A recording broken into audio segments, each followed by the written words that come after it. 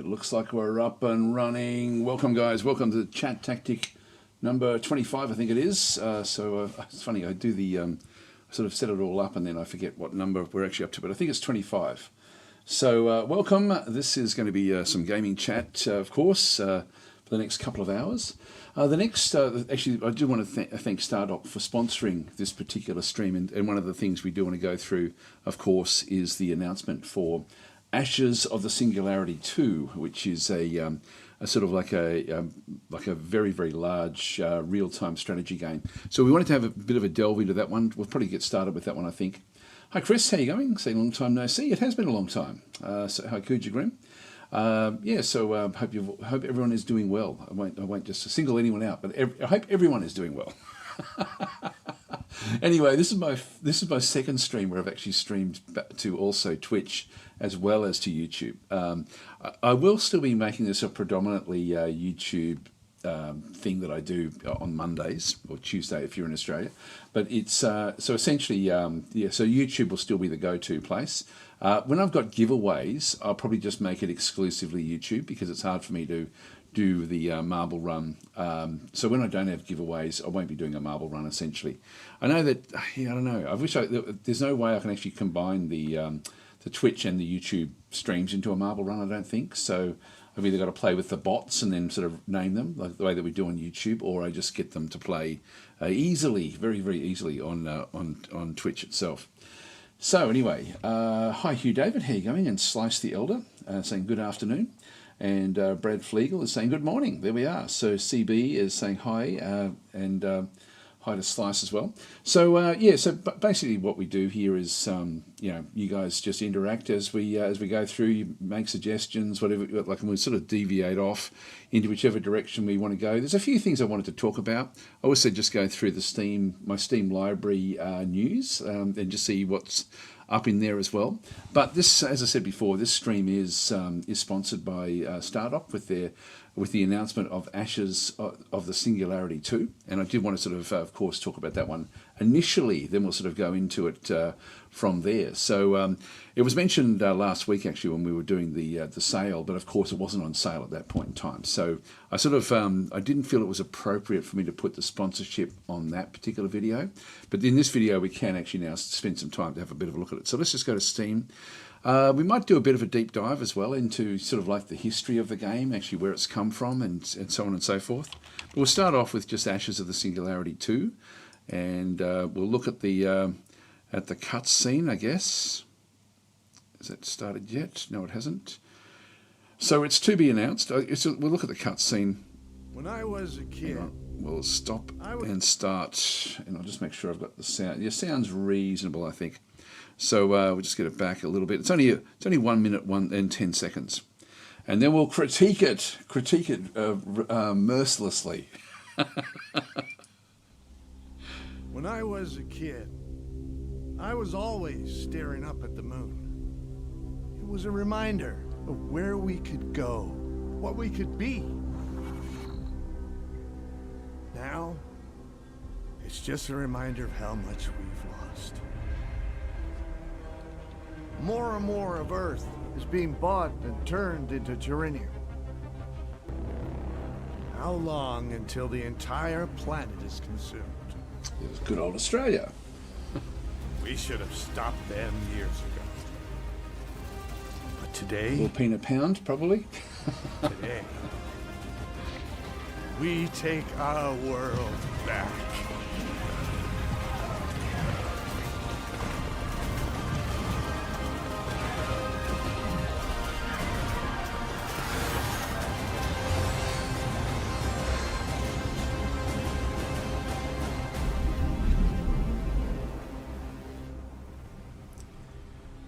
Let's just pause it there for a second. So Oxide Games are the developer, and of course Stardock is the publisher.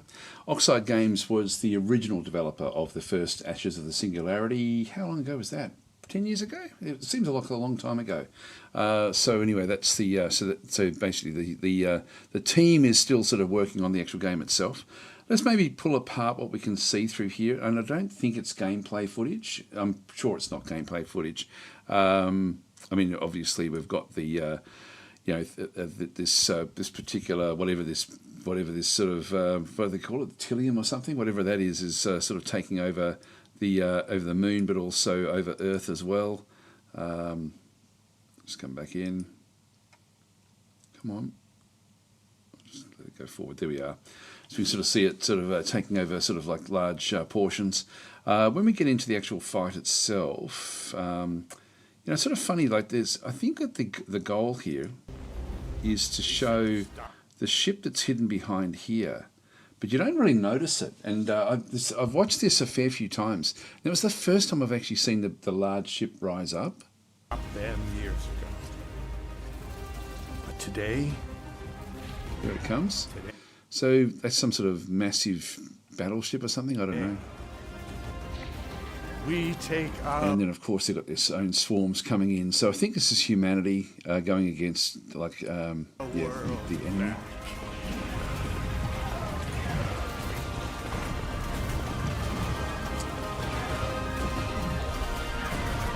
So I'll just pause it there. So the Ashes of the Singularity has always been about large-scale combat, the way it sort of does work. So Chris is saying, is this an RTS? Yes, it is. Hi, Emil. How you going? And Chris is saying, all good here. Concerned about what's going on in the world right now in the White House. I don't know what's going on in the White House. I very rarely look at the news, to be honest. I look at it a bit, but we're not a political channel anyway, so I'm not going to get into politics. So I'll sort of, unfortunately, we do live in troubling times. But anyway, we're here to talk about games and escapism, I guess. So anyway, I'll just sort of leave that one there. But the game is real time. In fact, let's just go through and actually read about it. So this is a massive real-time strategy game. And it is, the goal of the game, and I don't know if I like actually this is a goal for any game, to be honest, is to make it as big as possible with as many different troops as possible. Almost like where you end up with just like massive, massive numbers of like developing or building lots and lots of stuff and then sort of moving it in. We'll talk about the original Ashes of the Singularity as well, and sort of go and maybe sort of, because I'm guessing that at least we sort of know what to expect from that game, and we also know where that one came from, why it was built, etc., etc. So we can sort of get a bit of a feel, I guess, if we read this bit and then go back to the other one. So the massive RTS game, command vast armies fighting for control of entire worlds. Now I'm thinking I think it's only the solar system, but yeah, that's still big enough. Yeah, there we go. So control the forces of Earth, the mechanical AI substrate, or the enigmatic post-human coalition as you battle across. So I'm assuming that's you've got mechanical, and then you've got the sort of like a cyborg, I guess. I would imagine that's what that's sort of referring to, as you battle across the solar system in single-player, cooperative multiplayer, or competitive multiplayer. So you do actually have different ways of playing. I'm just trying to think of the way that I used to play the game. I have vague memories of different bits and pieces of playing the original game, but not a hell of a lot. It's to be announced. I'm not sure when that's coming. Usually when they put these sorts of videos and things out, or to start to do the sponsorship, they're looking for wish lists. So if you are interested in the game, then I do actually have a pinned message. If you're watching in YouTube, it'll be the top message with a tracking link, so that Stardock knows that this is working in terms of getting engagement. So if you do, if you're interested in the game, want to have even more of a look at what's going on, or even look at what I'm looking at on screen as well, then by all means that will be much appreciated if you do click on that link at the top there, which has been pinned. And if you're watching this on Twitch, it's in the description there on Twitch as well. So Volanus is saying the first one didn't quite hit right for me. Supreme Commander just did that scale of battle much better. We'll talk about Supreme Commander because that's where it all comes from. Like Supreme Commander is really the first game like in this sort of genre. So Pikachu Song saying wasn't expecting a ChatTactic on Twitch. No, I've figured out last week I think I did one on Twitch as well as on YouTube as well, and I quite like it. It wasn't overwhelming. If I've got giveaways, I'll just stick with YouTube. But other than that, I'll stream to both. And I've got my multi-stream sort of now set up using this thing where I've got my merch for sale just underneath, like sort of straight down below. I've got all of the typical what's it? The typical how would you describe it? Sort of I don't know, trying to flog stuff to you guys. Anyway, that's all there. In fact, I'm actually even working. I'm wearing my shirt. I got a new one the other day, coming back in, which I really quite like this shirt actually. Which is yeah. So anyway, that's all. What's the ads, the shirt ads. Anyway, I've got this one set up for doing these sorts of ChatTactic things with sort of the cut screen. So I thought I'd get it working for both. All right, so yeah, Chris is saying Supreme Commander comes to mind when it comes to huge numbers of units on the battlefield. This is really like Ashes of the Singularity was essentially built to improve Supreme Commander, to be honest. So that's sort of where yes, it is essentially, that's where it essentially comes from. Like the first game that really did this one well was Supreme Commander, and we'll have a look at that as well. Okay, so Shards is in saying, I'm still playing Rusted Warfare for $5. More mods than you can change a stick out. I don't know that one, actually. Don't know that game. Anyway, let's keep on going. So you do actually have these various single-player, cooperative multiplayer, and competitive multiplayer as well. So different, and this is really what the game was built around, was really a multiplayer sort of style of game. So it's not really in my wheelhouse of games, like these sorts of games. I find them... they can be overwhelming, particularly if they are multiplayer, because that usually then means that you don't actually have an active pause.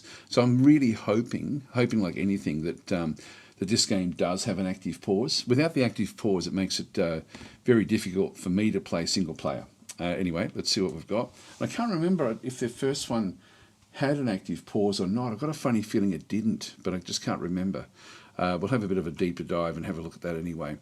So Rise from the Ashes of Singularity, 2 players must choose between humanity, AI substrate, or the post-human coalition to determine the fate of the solar system. Speed and reflexes will not win the day. I like that. I like that they've said that right up front, but rather the player's ability to plan and execute powerful strategies to put forces and materials in the right place at the right time. That for me is a positive statement, because I hate games where I've got to twitch around all over the place. Massive armies, vast battlefields. So command thousands of units in real time across continent-sized battlefields. Use strategic zoom to orchestrate movement from orbit to front line and shape the terrain as you fight, not just to conquer but to restore. As structures crumble, I don't know why that's doing that. Not sure what that's there. Witness the full-time transformation of war zones into reminders of your impact. So it's got deformation, I guess, is going to be what's going to be happening with the actual maps themselves. To be honest, I don't care if I command large numbers of units when I'm playing these sorts of games. I'm quite happy to just play with a handful of units that I get to know, and rather than having heaps and heaps. So for me, that's not massive armies and vast battlefields is not actually a selling point to me, personally. I know that for some people they love the scale. I remember there was a space game, and I forget what it was called, where the goal was to, like, what they wanted people to be able to do was build the most number of possible ships they could build, and also the biggest possible ships they could build as well. And I'm just thinking, why? Why do that? Why do that? Anyway, let's continue on. We've got Play Solar Online, so campaign leads humanity to the first united forces against post-human expansion and substrate machinations in a story rooted in a frightening, familiar near-future scenario of survival and restoration. Multiplayer, join friends or rivals in player versus player or co-op battles online. And instant action, pick the battlefield of your choice and take on. Okay, so you can actually play skirmish mode rather than just the campaign. I don't know how open the campaign will be, but that's sort of interest, I guess. War for the soul of the solar system. So enter epic battle.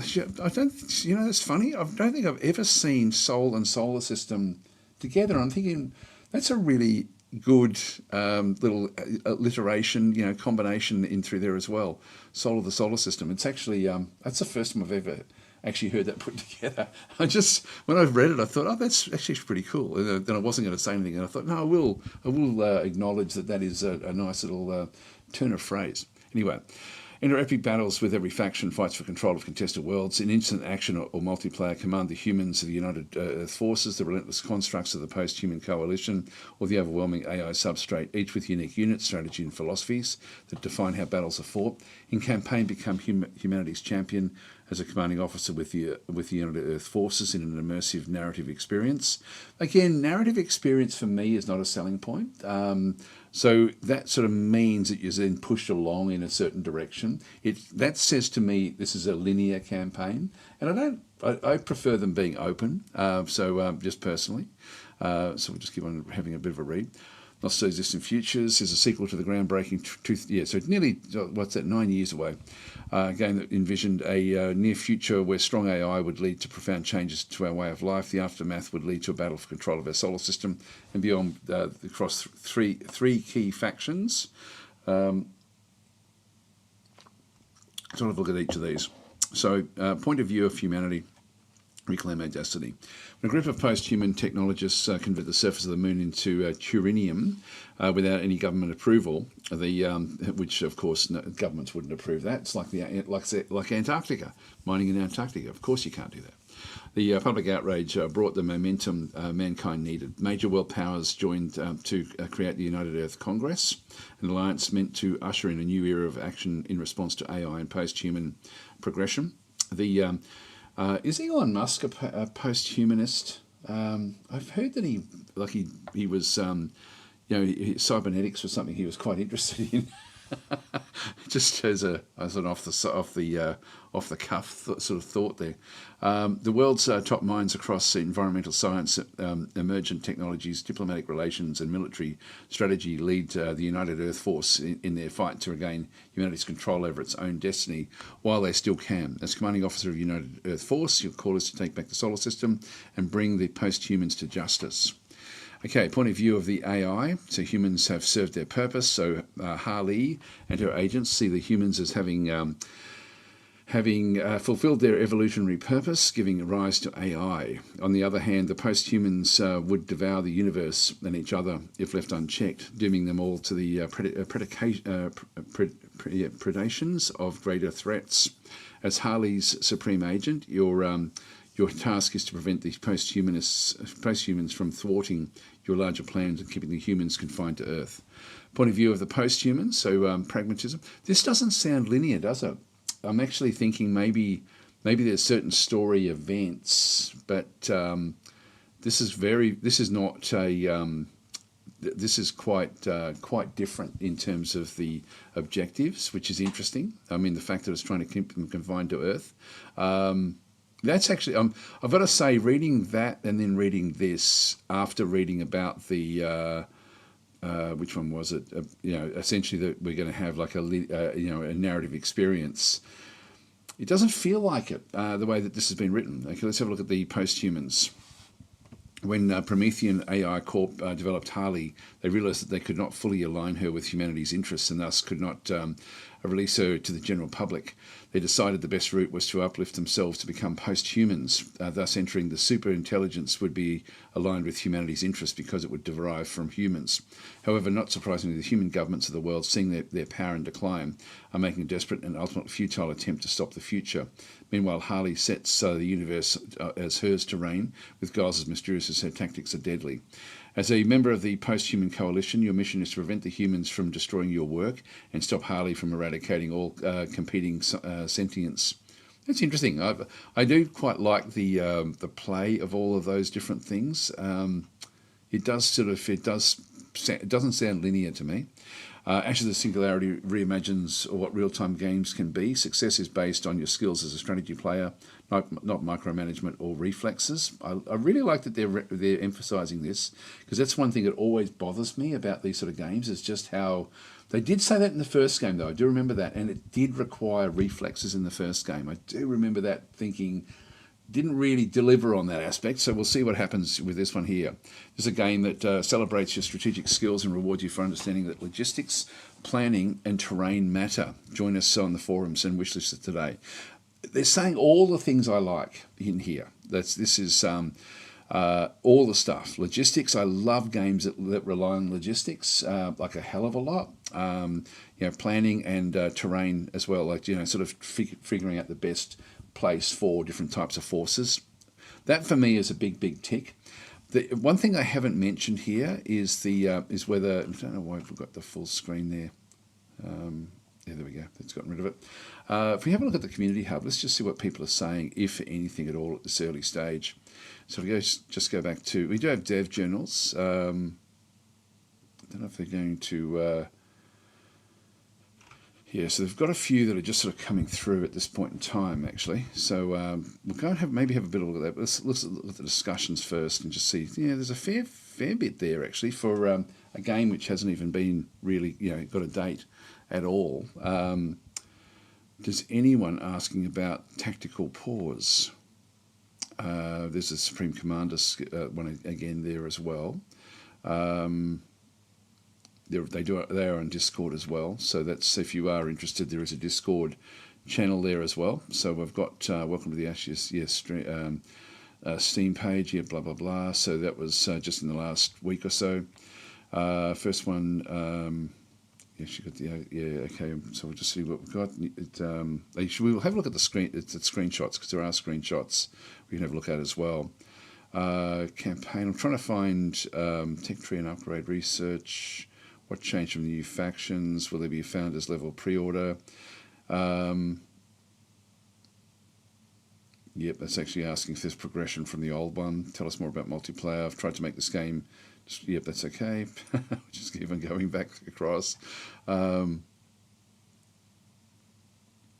scenario missions carryover. There is actually this is often people actually do ask these ones.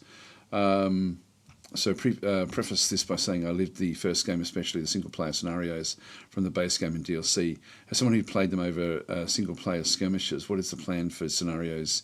And I'm thinking, so I had a really good time. This is from Drava, as well as Ashes 1, especially the likes of Turtle Wars, blah, blah, blah.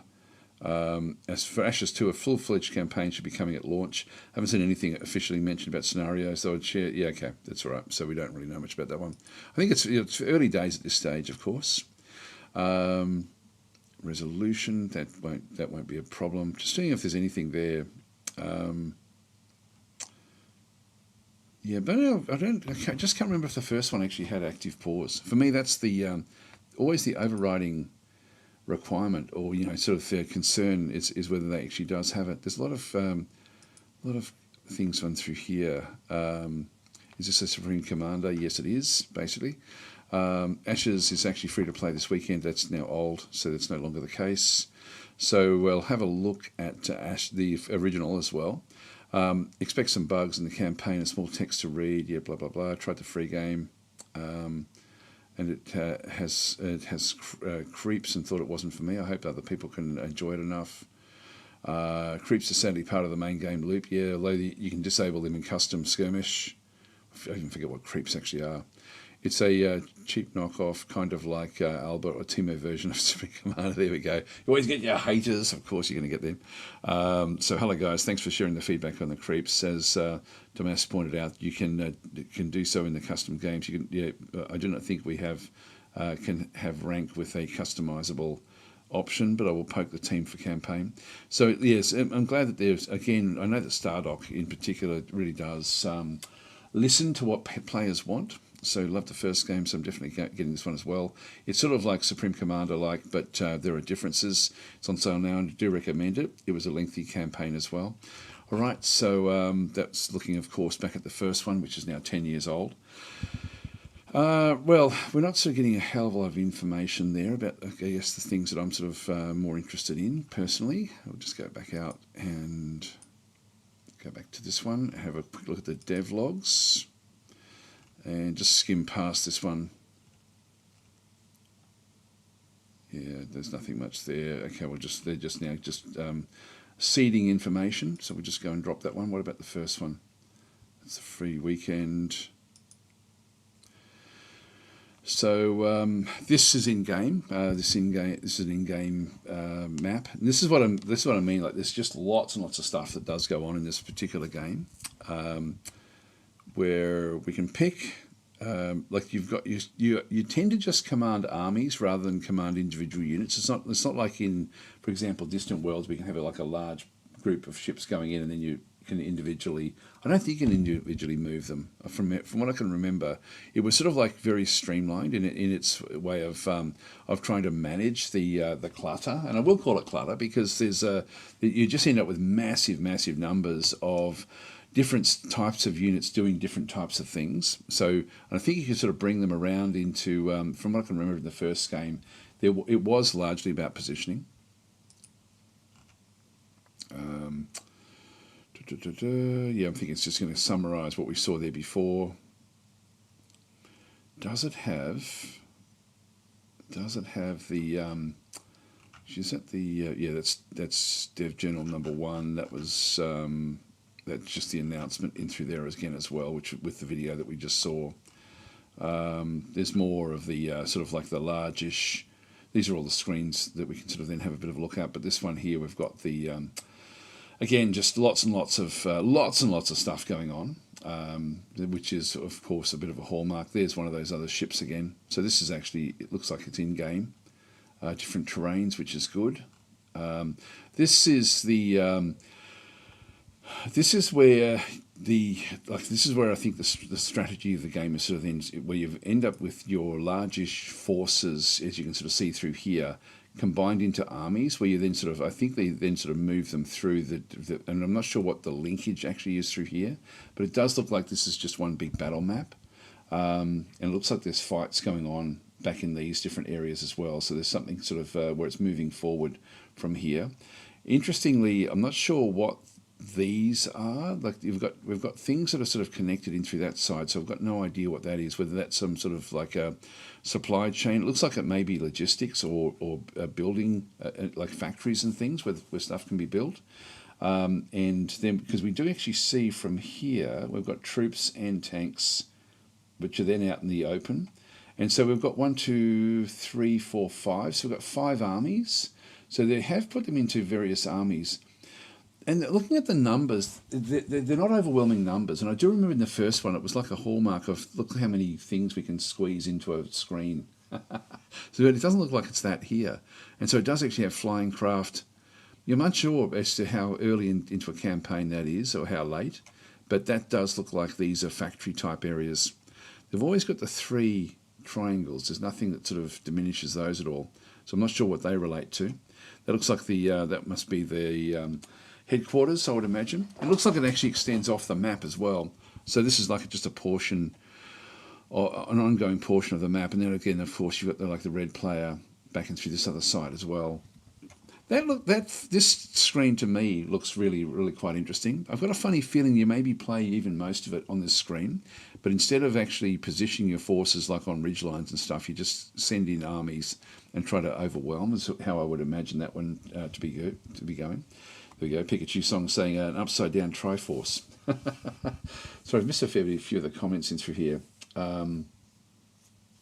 So Valanus is saying Sanctuary Shattered Sun is another one's upcoming. It looks quite cool. I'll have a look and see if we can. I'll have a look at some of the other games as we sort of go through. We'll just get this one out of the way and then sort of move on to other games. Missed the YouTube ones at least. I can chat with people with this edition of ChatTactic. Yeah, it's sort of Twitch is easier to interact with. I've got to say, like YouTube just didn't like. It's funny because YouTube was way out in front of everyone for a little while, and then Twitch came along and just made chat much easier and interactive, which is sort of funny.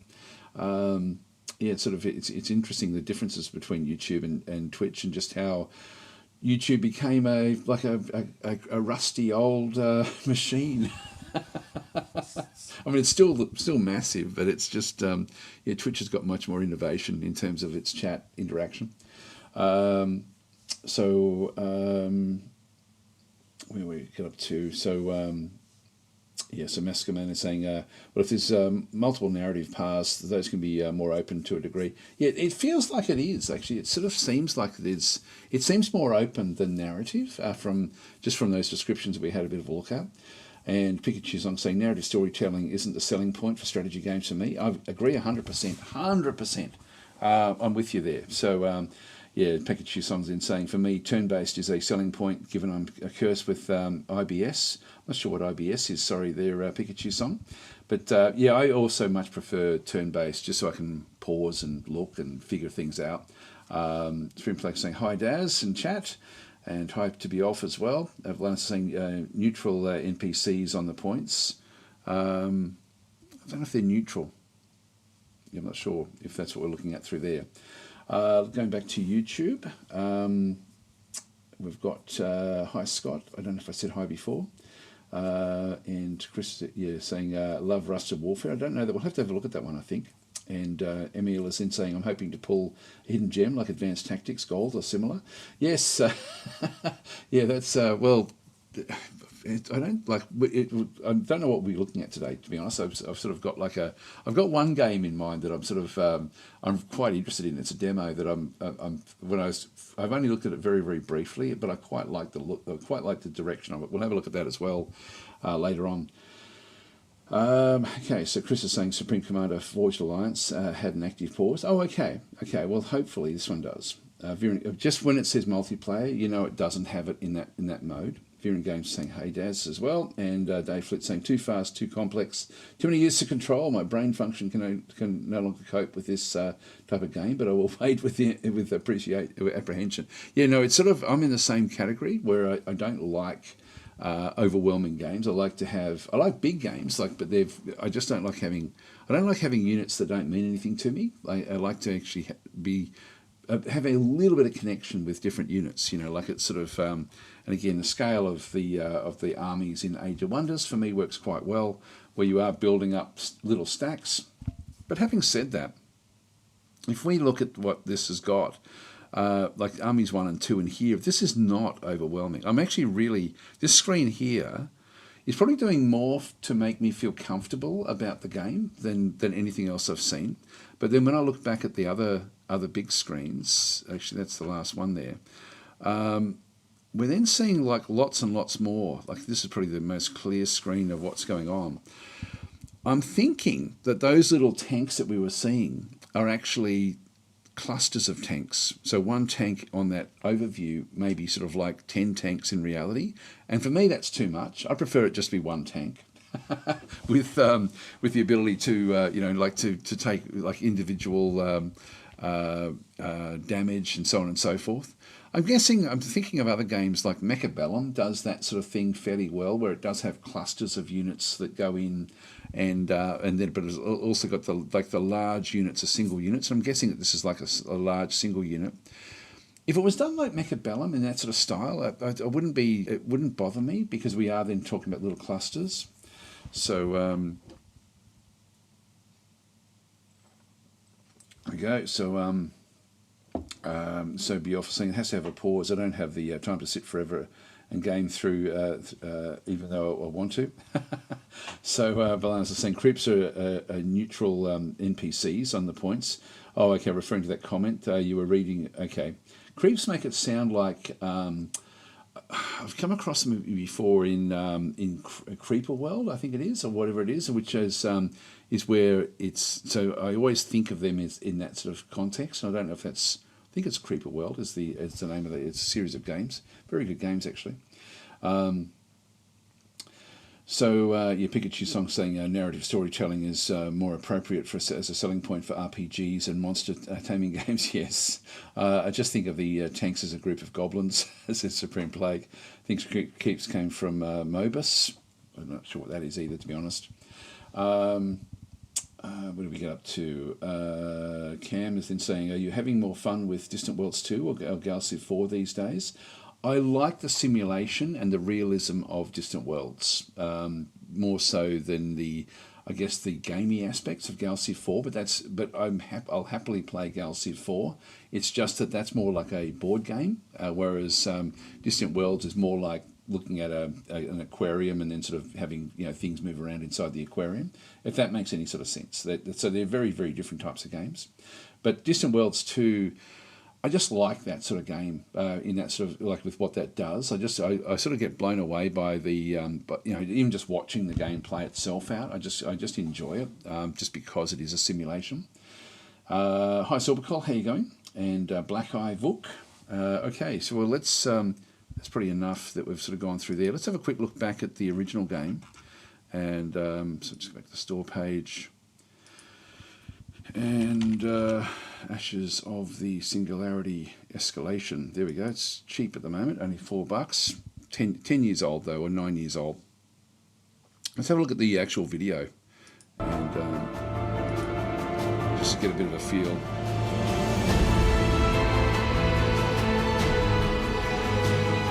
Just start again now that we've got the resolution.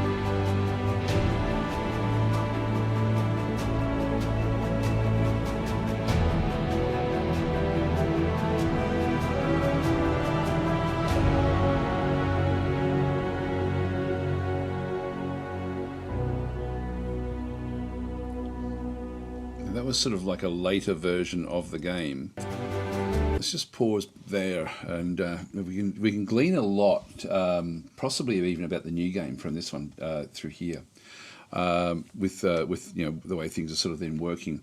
This one here is a 2-player game. You can see Wade and Dragonol. Dragonol is Brad Wardell, the CEO. Whenever you see Dragonol in any of the games, you'll that's Brad playing. So that's obviously sort of testing back in through that other side. This is the old game, but I'm assuming it's going to be a similar sort of connection to it. This looks like those army groups that we were then sort of seeing, where there was like forces that were sort of controllable. The little dots there would be those forces that we sort of saw on the other one as well. If we just go forward a little bit, so it zooms in, so you can fully rotate. Let's find where there's transitions. So we'll just go back to some of these other ones. Wow, that's a massive multiplayer game. And it looks like team game with what's going on. So even though it looks crazy in terms of the actual of what's going on in this particular game, I'm assuming that we're playing from Brad's perspective here. So this is again 10 years ago. And so his is this red force here, which is almost dead. Although you can sort of see down through here on the actual battle map. This is a massive map. I see again. I think that what they were trying to do with this game was to show the scope and scale that they could actually put into a game, and that seems to be sort of like what really like a large portion of the original Ashes of Singularity was all about scale and scope, which to me is not really all that important.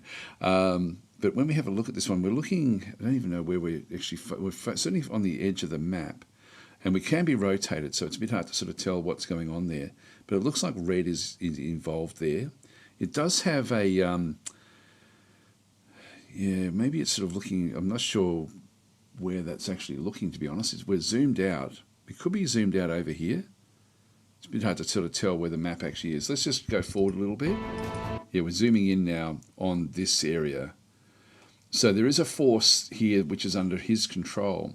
So it's not super overwhelming in terms of what's going on, I don't think, although there's a lot of forces coming down through here. So as he starts to zoom in, this was actually a feature of that game as well, was the fact of being able to zoom in and out and be able to manage forces and then go in and actually look at the combat. Let's just go and have a bit of a look. And so once you hit a certain level, you then are looking at the actual map itself, but when you zoom out, you see less of it. And then we see the overwhelming numbers, which does, for me, this game was overwhelming. Like, it was just a bit too much. And then we get into the actual nitty-gritty of the actual fight that's going on. So I'm not sure how his forces actually arrived here to do this particular one. Here we go. So Bioff is saying, I play Supreme Commander type games for the strategy, not the tactics. Exemption being sick dropship plays. Oh, okay. So because that's exactly what they've been saying, that this aspect here is not really what the game is about anyway. It's about positioning. And so they then just fight what they do. So we're sort of seeing less things in through there. Let's get out of that one. We don't want to spend too much time. This is, again, the old game. But I think it gives us more... I much prefer to be seeing gameplay footage than actual curated video footage. I don't mind intro videos a little bit, but I really want to see how the game is played, and so you can actually sort of pause and sort of see how things do work. Again, this is actually where we're looking at the positioning of armies, etc., back in through there. I'm guessing this is like the actual. This must be the army in here. Looks like they've some of them have got like sort of like flagships back in this sort of side. Different actions that they can then go and do, frigate. So I think it's sort of, I think it like the management side of things. So I'm guessing Bioff is sort of talking more about that he prefers to be playing on this sort of screen and just moving things around and letting them fight it out for themselves, which I'm thinking is sort of more, so it is probably more of a strategic game more than a tactical game. It looks like there's a lot of stuff going on at the top there. Just keep on going and having a bit of a look. And I think that this game was designed to look fantastic, but with massive, massive scale. I remember at the time that was sort of one of the selling points, was look how much stuff we can squeeze into a screen, which at the time, I did play it for a fair few hours, but I didn't play it religiously. So, back when it was there. So these are just different sorts of attacks and things going in. Anyway, so, and this one here just rates mostly positive, so 79%, 70% in recent times. But 79%, that's actually not bad at all, really, for this sort of game. Hi, Began, how are you going? Okay, let's have a look at, at the moment it's 90% off. If you are interested in actually seeing, if you're interested, then that's actually a pretty damn good price. That's there for a little while, actually.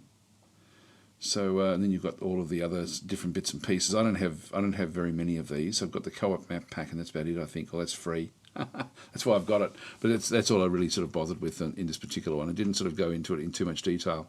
But this one is it's Supreme Commander. Let's go to Supreme Commander, and Supreme Commander Forged Alliance. So I'm guessing that would be the one. Yeah, so even older again.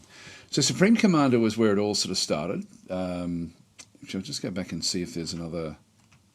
Yeah, we've got Supreme Commander there. Let's go back to the actual original 2007. This was, when Supreme Commander came out, this was sort of hailed as just an incredible, real-time experience. So for 1,000 years, 3 opposing forces waged war. So this is not anything to do, by the way, with Stardock or Oxide games or anything like that. So this was then built. They built the second one in 2011. These were the genre of defining games that sort of had come before. These are rated at 88% and 85%. So you're always going to get, again, if it's the first in a genre, people will look up to it and revere it for a length of time. But we don't actually have. I think one of the big features of of Ashes of the Singularity was the fact that you could actually then go out to that further level and then plan effectively. Whereas I don't think that this had it at all. Not sort of seeing any sort of strategic, real strategic area where you're sort of pulling back away from the actual game itself. And of course, this is now really, really quite old. There's a lot of tower defense in the game as well. So it's I guess if there's even games, for example, like Factorio, would almost be, you could almost argue that Factorio is a similar sort of game as well, I would think, the way it sort of does work. So I'll just read a few more of the comments in through there. So where do we get up to? So Black Eyes then saying, I have a few questions about this game or concerns. Once before they said that they incorporated some elements from Cohen series, Cohen 1 and 2. I do hope they refined it in this game, like on macro scale. I didn't realise that. I didn't know that they had done that. Was that in the original game as well? Because the Cohen games were very, very cool fantasy games, really, really good. So having a UI where we can pre-build certain compositions of units and just push button to auto-create, I would imagine that automation would be big, because they've actually mentioned that a fair few times that it's not a click-fest type game. It's not really what they're trying to build at all. So Supercool saying, anyone else lost the feed? I've got no drop frames and my kilobits per second look good, so we should still all be okay. Chris is saying yes. Feed down. Okay. That shouldn't... just let me double check that and see if I can figure out what's going on.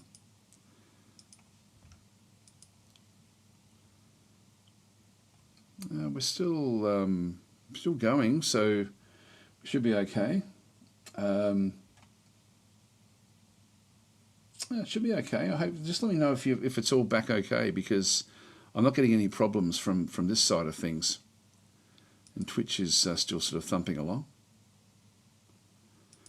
Yeah, I'm not sure. Sorry, guys. Came back. The drones need you. Kujigrim saying no problem for me. No, I didn't have any messaging coming back from my side of things at all about this. Anyway, so Supreme Commander is where it all sort of started. Then we go back to Ashes 1 essentially, or Escalation now, I guess is what it actually is. Sort of like. What's that, about nearly 10 years beyond that one, but that one did introduce the this where you can sort of then plan more effectively, which is sort of like its hallmark. And then of course Ashes 2 should now sort of extend on that even more, I would imagine. So Planetary Annihilation as well, actually that was another one that was very similar. Planetary Annihilation, where's the first one of those? I'll just go to here. 2015 and around this other side as well. This was different, but Planetary Annihilation, the first one. I'm just trying to see where the first one actually is. This is a pretty cool game as well.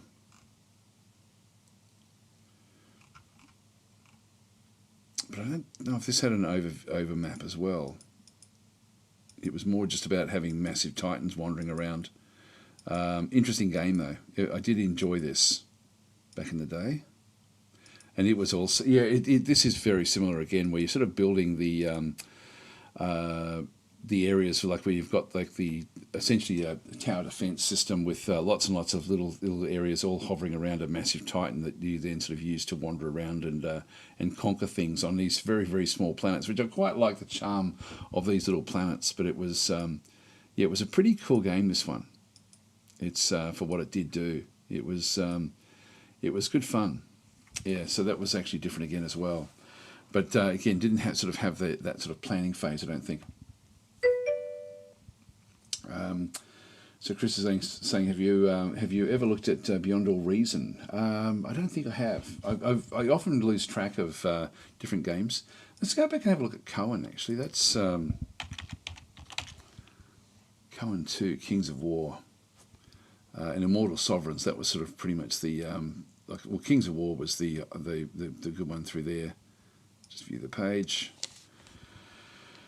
So 2004, so really, really old now, but still very positive, 93%. This was a cool game when it came out, very, very cool. And so its mechanics were to add units to, like you had your basic units, and then you would add these special units to enhance them in different ways, and it was very, very good. So let's continue on with that one. So all right, anyway, let's continue on. It looks like the feed is now back up and running. Cohen was a good game back in the day. It's too old now, of course, but it was back when it did come out. It was a very, very good game. So Bioff is saying, remember the launch of Planetary Annihilation being bad? If I've not checked it out since, is it good now? I've got no idea. I wouldn't play it again now, actually. Anyway, let's go and have a look at a few of the other games. So we'll just sort of we'll keep that one through there. There's a few things I wanted to look at, actually. There was so I might just go back to my actual Steam library where I've got the and we'll just go through the gaming news, and then we'll start to have a look at a few of the other games as well that are around the place. So let's go back to the library, and KSP and U2's plushies now available. I worry about this, to be honest. When we look at this one, Kerbal Space Program is a great game, but it sort of then moved on with Kerbal Space Program 2, which was really, really poorly made. Like, it was unbelievable just how bad that one actually was. In fact, I don't have them installed anymore.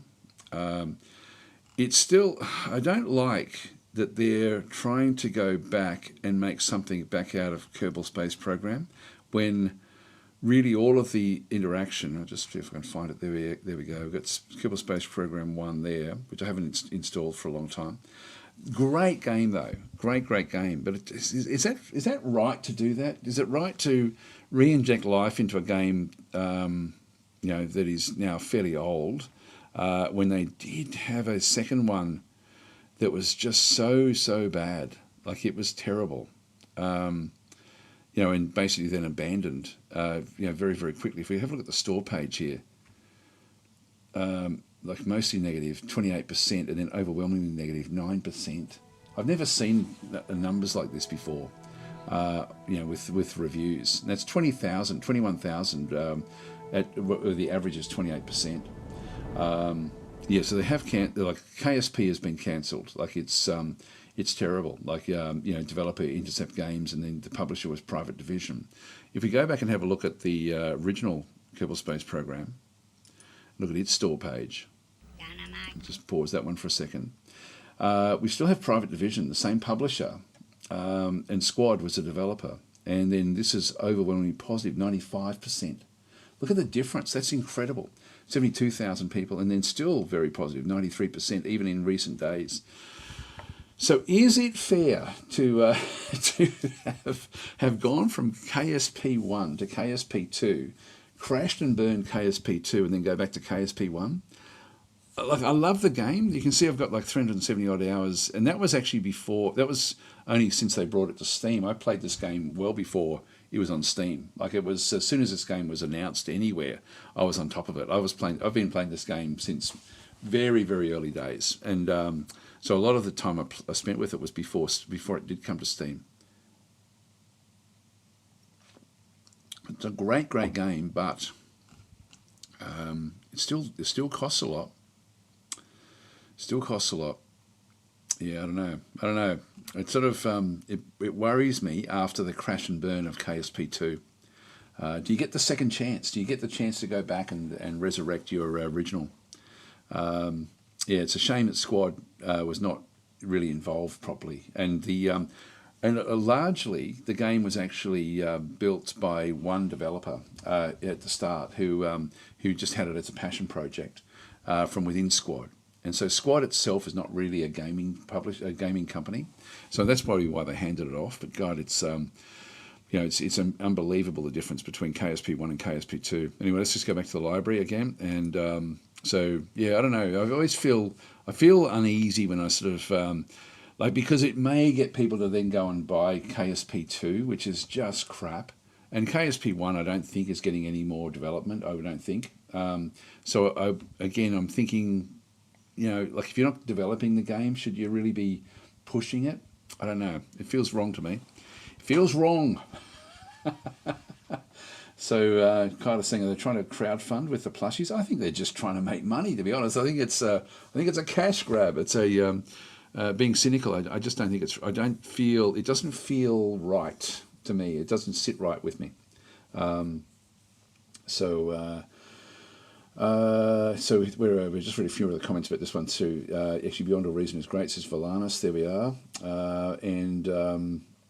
Yeah, so sad what happened to Kerbal 2, says Be Off. Yes, I agree. Yeah, it got completely dropped. It was terrible at release. It's sort of funny. There was a lot of the people who were playing the game, back with the KSP1 game, then got invited to a special event. I forget where it was. It was a special launch event for KSP2 where they were all given their own computers with KSP on it, and they were all super excited. Everyone's wanting to say all the right things and and be very, very positive.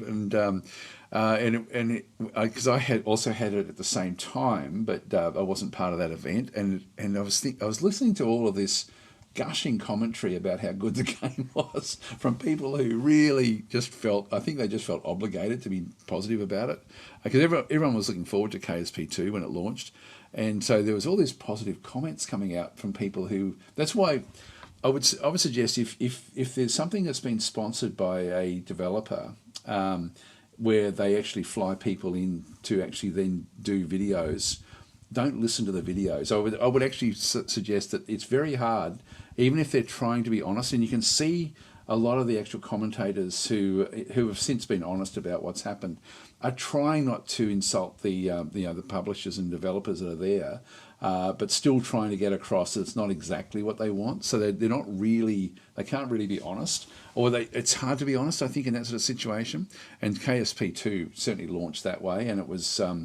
And it very, very quickly became an absolute disaster. Just how not to launch a game. Supercool saying we're on Twitch ads and all. There we are. I'm happy for the updates on KSP1, but I hope they don't ruin it. Are they still doing updates? I don't know if they are. I'm not sure if they are. Let's have a look and see. When was the last update? There's no news really there. So Community Hub. Just any guides. Yeah, I'm not seeing any updates there. Yeah, Kitten Space Agency is one that's supposed to be a bit of a replacement for it. I have heard that. I don't know how that will go. There's a few games that actually were attempting to sort of take over this area. There's still a lot of people playing it, actually. 2,600.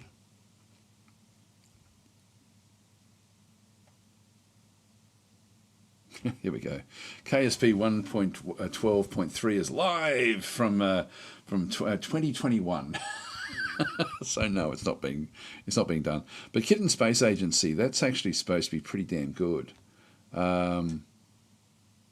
It looked promising. Maybe we'll have a quick look at that as well. Let's just go back to the biggest screen where I can press Control and zoom in a little bit. Of course, this is a complete rip-off. Kitten Space Agency. Oh, it's not even here on YouTube. No, that's not there. I'm not sure where I saw it before, but I did see something about that at some point, where the Kitten Space Agency was, something that was being developed, but I'm not sure where. It's not even early, actually. Yeah, so there's still stuff going on with that one through there as well. There's a few games, as I said, in that sort of area, but nothing that was as clean as Kerbal Space Program, unfortunately. So anyway, let's not worry about that one. We'll just go back out to the list. So we got stalled there with pretty much a dead game as well. Smart Maestro saying, Cohen, I love that game. I did too. I loved it in the day. So we'll just keep on going. So so we did. Kyle was in sort of saying they cancelled KSP2 development. Yeah, they did that a long time ago. Steam should have put a label on KSP2 saying it's been abandoned and incomplete. They should actually. I guess it's not on Steam. This is Kitten. Kuja is saying, I wouldn't label it as incomplete. Early access are also incomplete, abandoned or cancelled. I'm not sure if you can actually label it that one. I mean, I've still got hopes for Dynasty Empires to come back. That hasn't received a patch for about 4 or 5 years now. But I still live in hope that one day there'll be another patch that will come. It's funny, like, games get abandoned for different reasons, and I feel like when you've got like a lone developer working on a game, or it's a very, very small team, there's all sorts of things that can go wrong.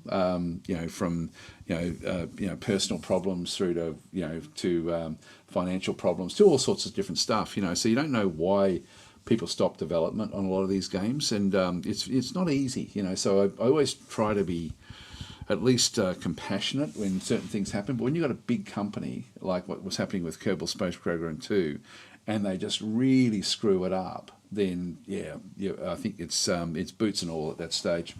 Falcon saying, I hope Dynasty does come back. It was awesome. See, that was a passion project, and so many of the really great games start off as being passion projects where the developer was making it just for themselves. And Dynasty Empires was certainly in that category. Hi, Ice Frosty Raven. There we are. So anyway, let's continue on.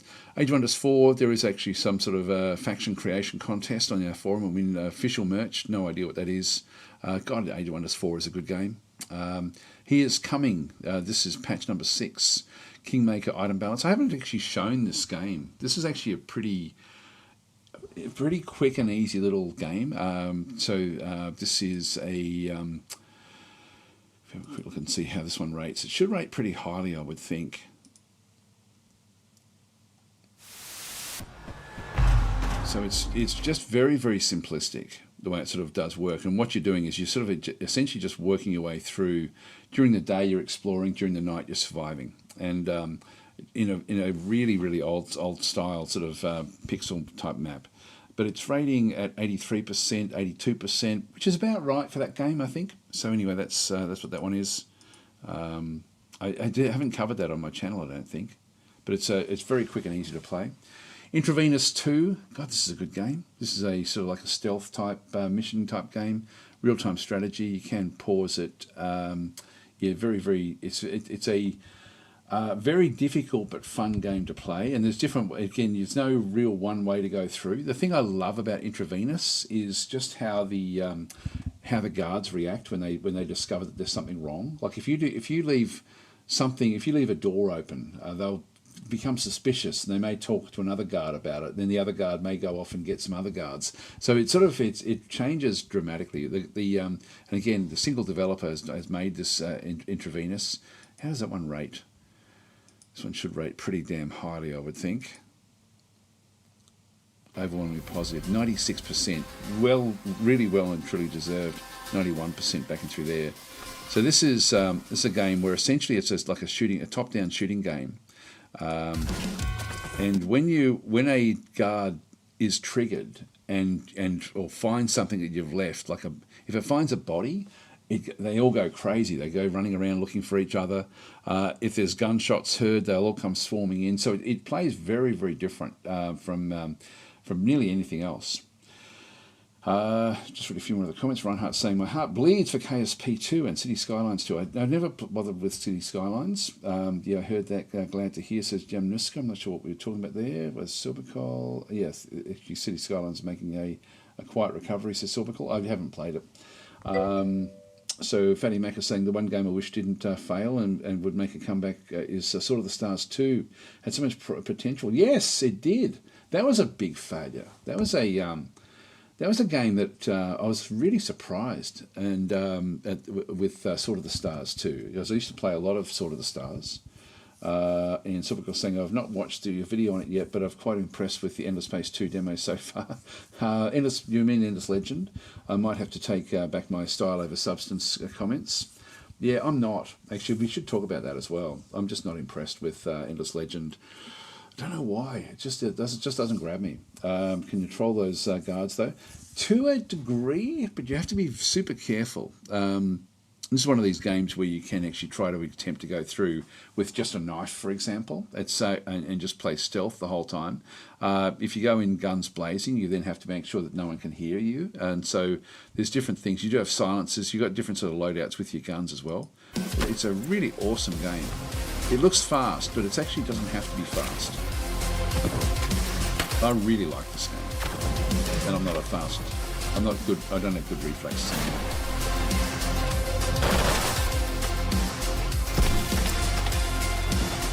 This is sort of like a guard post. It looks chaotic, but it's actually not. I mean, it can get chaotic.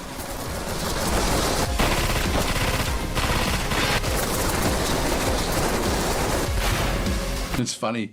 This does nothing at all to sell me on these sort of games, not even slightly. It's like when games say they're fast-paced. I don't want fast-paced games at all. And this is showing like a bullet hell game, and this is not a bullet hell game at all. This is really quite strategic in what you can do. You do get to run and gun if you're wanting to, but it's not really what the game is about. They're using this. Yeah, Hype Train does, I don't know what they do, Zero Seevit, another great little game. My name is Roman Glebenkov, and I'm the creator of Intravenous 2. Update 1.4 is here, and it brings various improvements to the game, new side missions, and a small narrative level to fill in a storytelling gap. This is a stealth. The extra levels this is more what it's about. But it's something that I had no time to work on when I was preparing the game's 1.0 release.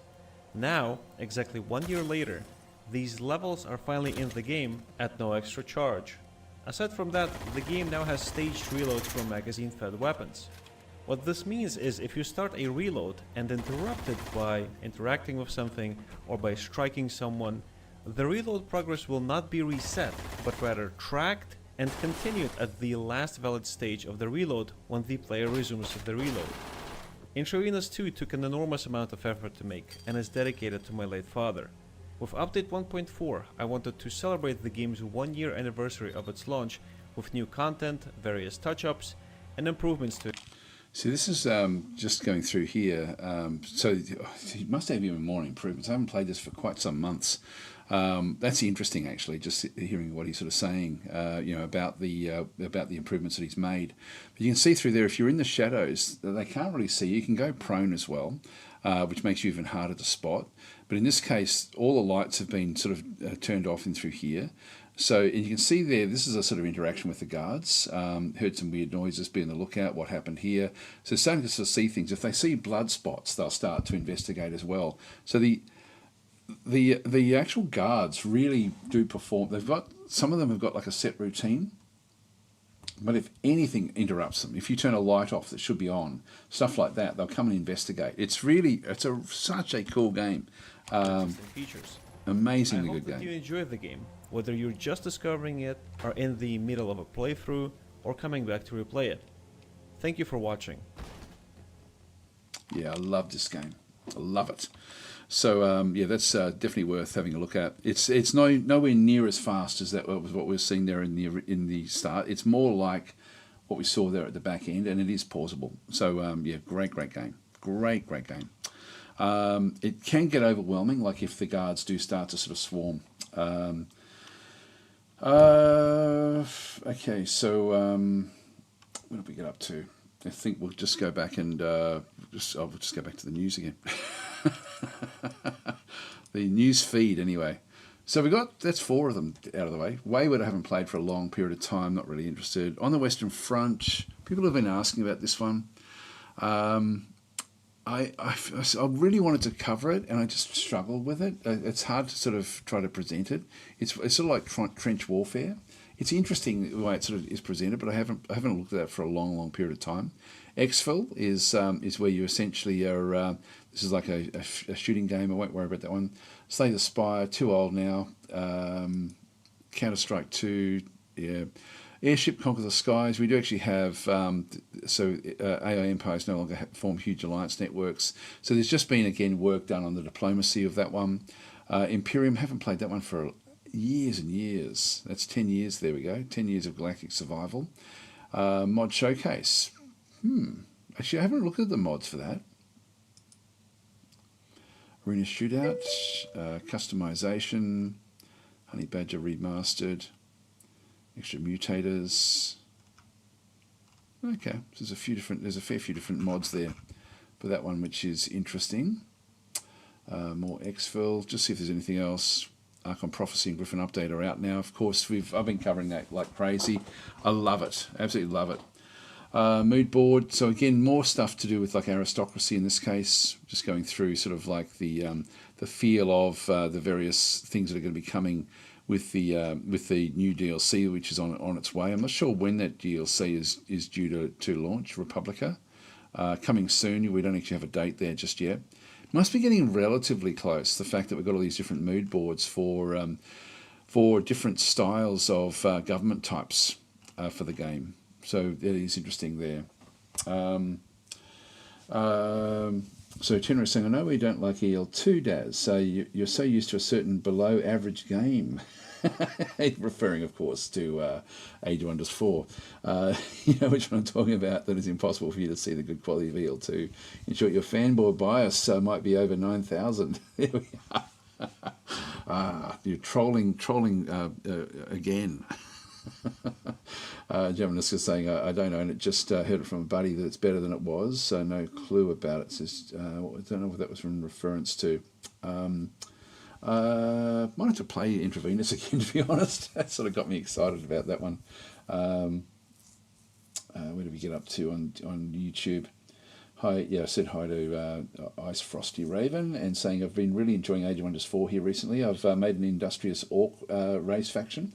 They've been really fun to play as, and saying also, do you recommend any WeGo turn-based strategy games, or I go you go turn-based strategy games? Well, Dominions really comes to mind as probably one of the best WeGo type games out there.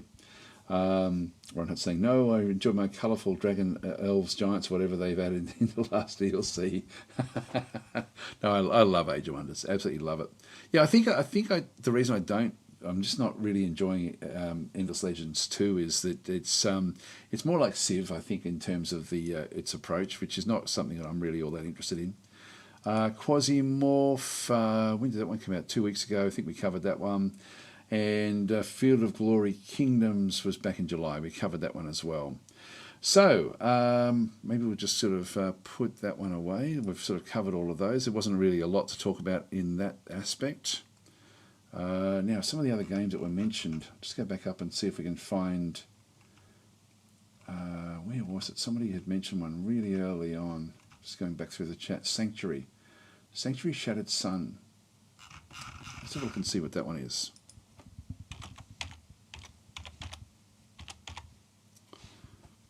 Sanctuary.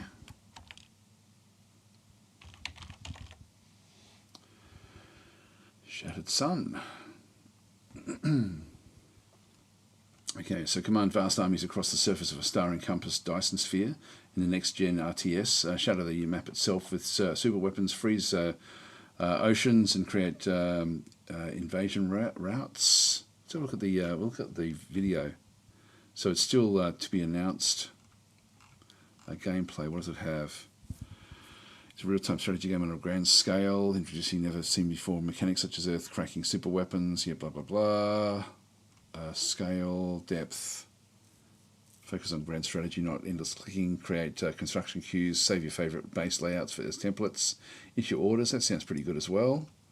Weather control, epic battlefield, so again, large, doesn't zoom out as well as Ashes of the Singularity though. It's sort of more just the same map, unique universe, high performance. Okay, let's have a look at the video.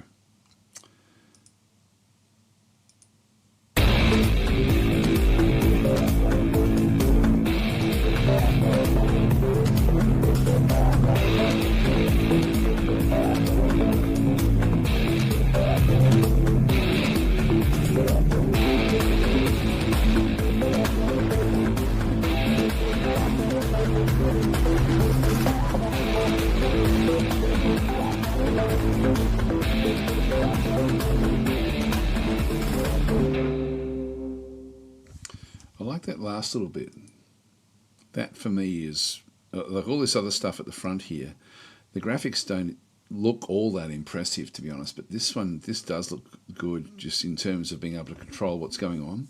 But it's hard to sort of tell how the control actually does work. So jury is out on that one. Let's have a look at this one through here. This is the cinematic trailer.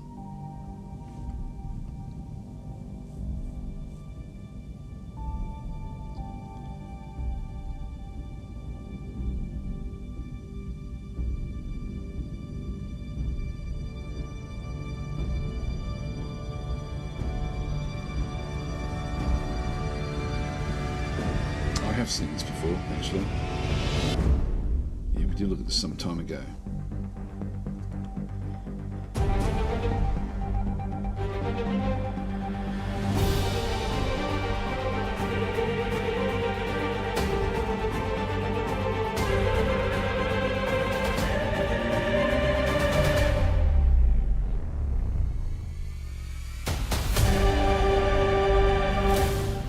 Yeah, it looks interesting.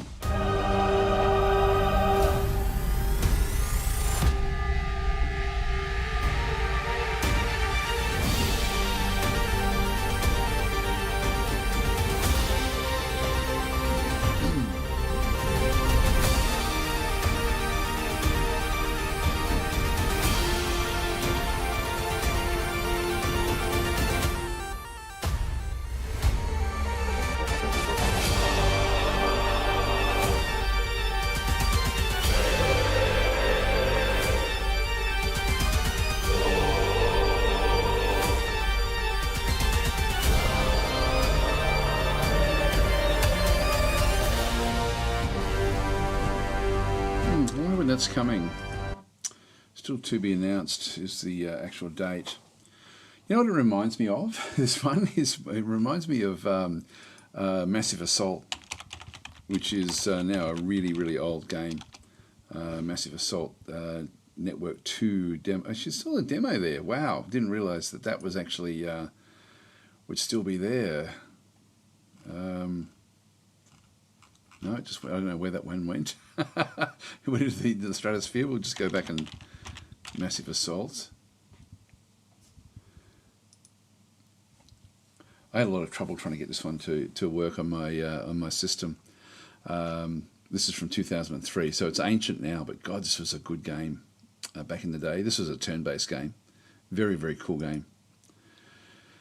The way it sort of did work, it had very, it had like a really strategic way of actually sort of needing to play it on these different islands and things. I loved this game back in the day. But it sort of reminds me almost of a real-time version of that with what's going on. So, so Spartan's Shannon saying it's going to have its work cut out to compete with Beyond All Reason. Let's have a look at that one.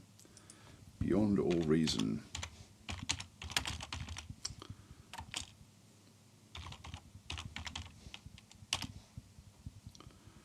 Why is it not coming up?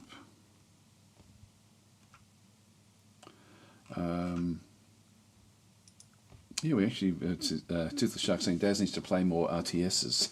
It's not on Steam. Okay, let's do a Google.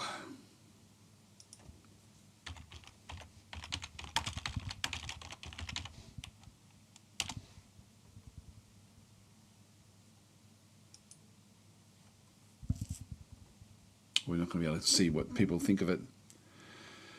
So, real-time strategy, yeah, probably, again, if it's not really on Steam, I'm not sure if it's going to come to Steam. You've got no idea what this is about, so, yeah, probably wouldn't worry about it myself. Unless it is going to come to Steam at some point. Okay, I think they are planning a Steam release, this Spartan Shannon. So I'll probably cover it at that stage. Kamikaze Chick is saying it's in alpha and available for free on their site. Oh, okay. Yeah, I don't know. It's sort of, I have to sort of figure that one out, I guess. But anyway, let's leave that one there. So, where do we get up to? All right, let's, what else should we're going to look at some other games as well. I forget what they were. my mind's gone a bit blank with that. Actually, no, I was going to show some of the other games that I've got that I haven't really sort of really shown much of, I guess. Actually, one thing I cannot stop playing Terminator. I love this game. It's one thing I've actually done. This is again another real-time game, but it's just so damn good. I've got to say the thing it's still confusing. I might just start it up and show you. It's still confusing to play. I'll just go and just show a little bit about how this one actually does work. I've shown this a fair bit, but it's for me it's just such a good game now, where it's actually now got this sort of like more dynamic campaign. Like before it was story driven, and I never play story driven campaigns, but I actually was really enjoying the story driven campaign that it had. So this is the Uprising DLC, which I really like. Let's go back and load the game. So I've just got like some quick saves. It's really hard to manage how to do quick saves in the game and auto saves. It's one of these things where I really hope that they very quickly address this and actually try to fix up just the simplicity of trying to do it. Like I'll show you what I mean. Like if I go and just load this game in, you're supposed to be able to change the difficulty and customize. And the only way to get quick saves in the game is to go into custom options, but it doesn't tell you a lot when you do go into custom options. And so the only way to actually to get to customize your difficulty settings to actually be able to do in-game saves. Don't know why it's not there, but anyway, it's the only way to do that is to go and start a whole new campaign with the settings that you want, then come back out, delete that particular campaign. The game will then remember what your difficulty settings are and then open it up. So so that's sort of where things actually are. So this one is so it's very, very convoluted. If I just go and press any old key at this stage, I'll just go and pause this. So we've got if I just go and press escape and go into settings, you can see there the difficulty. It's on custom because I needed to put on these different saves, but there's no way to actually do it from this screen. You have to go and restart again to then get another custom difficulty. But also in the difficulty, the actual difficulties that you have, like normal, medium, and hard and realistic, all have different ratings. But when you first go into custom, it's set to realistic, even if you were previously on normal. So just be really, really careful about the settings if you do go in and customize your settings. I've been, like for my first run through, I was playing on realistic without even knowing about it because I'd gone to custom. In this case, I've now set it up the way that I wanted to set it up. But that's at the moment, a big negative about the game. But the game itself is amazingly good. Like it's, and this is a real-time game again as well. So in this case, I've got my forces. You don't get to zoom out any further than what I am now. That's the furthest zoom. So we actually have like different forces in through here. Got enemy that have been sort of coming up through the side. I've got two vehicles just coming up. A dozer, which has got like a machine gun, and then I've got like a Bradley, which is. And what I was going to be doing was just trying to investigate what this thing was. I'll just show you. I'll just play a little bit of this. I probably don't really have the. Actually, there's an enemy that's in behind us. Let's just go and get these guys to finish off this group. And so these little enemies in through here it's a heavy weapons squad. And so the dozer will now fire at that. Let's just go and move this one up to here. So it turns its gun around and will now sort of start to fire on the unit itself. And so the dozer has got like a team inside it, and now firing on the heavy weapons squad. The heavy weapons squad is going to set itself up. They've gone prone, which makes them harder to hit. And so we're now just sort of firing away with the actual dozer itself. Vehicles have, it doesn't tell you the stats, but the armor is better for a dozer if it's facing that way. So I can actually then go and press it to go and face that way. But you can see it's got active pause. Looks like he's wiped them out anyway. Yep, so that's over and done with. I don't know where the third member is. There should be a third member of that group. Let's go back and find it. There should be an actual heavy weapon somewhere because they dropped their weapons as well. Like these guys just had small arms to fire, so there'll be a heavy weapons squad back in there somewhere. All of my guys are sort of in this tree line through here. I've got these guys on prone as well. It's just a really, really good game. Let's just go and see what this Bradley, see what it can find up this way. turn on the big guns. So it's real time but pausable. It's quite unforgiving. That's coming up this way. We'll just move straight across and investigate. Might be There worth it is. checking if this vehicle still runs. We're finding other vehicles. Enemy tech. Smash it. Now that's an objective. It's now turned around as well. This is an enemy Bradley that's come back in. It will have different loadouts than what we've got. It's on the side and we're actually facing it. So at the moment we're actually got a good facing on this one. So we've actually got different weaponry on ours. This one here, we can't really tell what it's got. It does just have, like, this is actually who's driving it, which is a looter squad. Let's have a look and see if we can get some shots. So it's got some sort of machine gun, and it's also got, like you can see there's a rocket there, which is now heading in towards our, bang, it's actually hit our reload system. We still haven't hit this one at all yet. So we're now taking damage. So you can see there the damage on ours. Don't like where this is going. We've just picked up a few, but didn't do any actual damage to it. Now we're going to be slower. There's another one. I think it's hit the car in front. Yep, it only hit the car in front. So we'll just keep on. Now we've actually hit part of its areas as well. So it's going in with its machine guns. This may be beyond what we can then go and do. We are smacking it with our guns. It's moving across. It doesn't look great. It's just such a beautiful game. And now if they get in behind us, we're in a lot of trouble. So I'm just going to go and change facing. Okay, their reload system has now been damaged. Their engine has been damaged as well. I'm going to reverse up.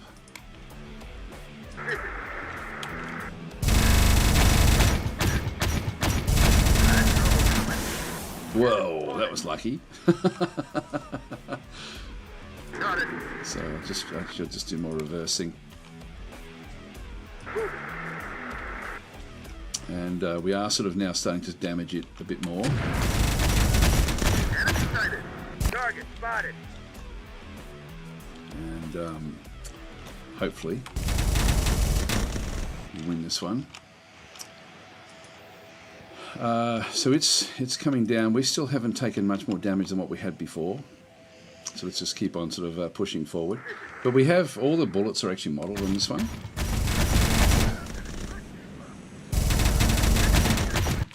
Our engine has now been damaged, but we're now hitting the rear of theirs. So let's just keep on moving up.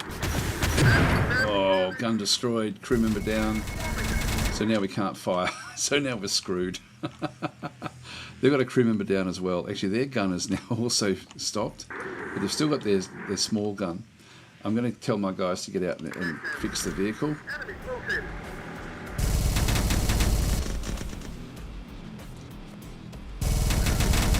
Do it. Yep.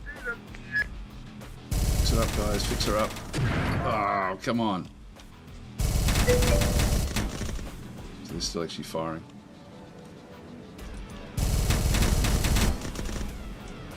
Right, get back on board. That'll be enough.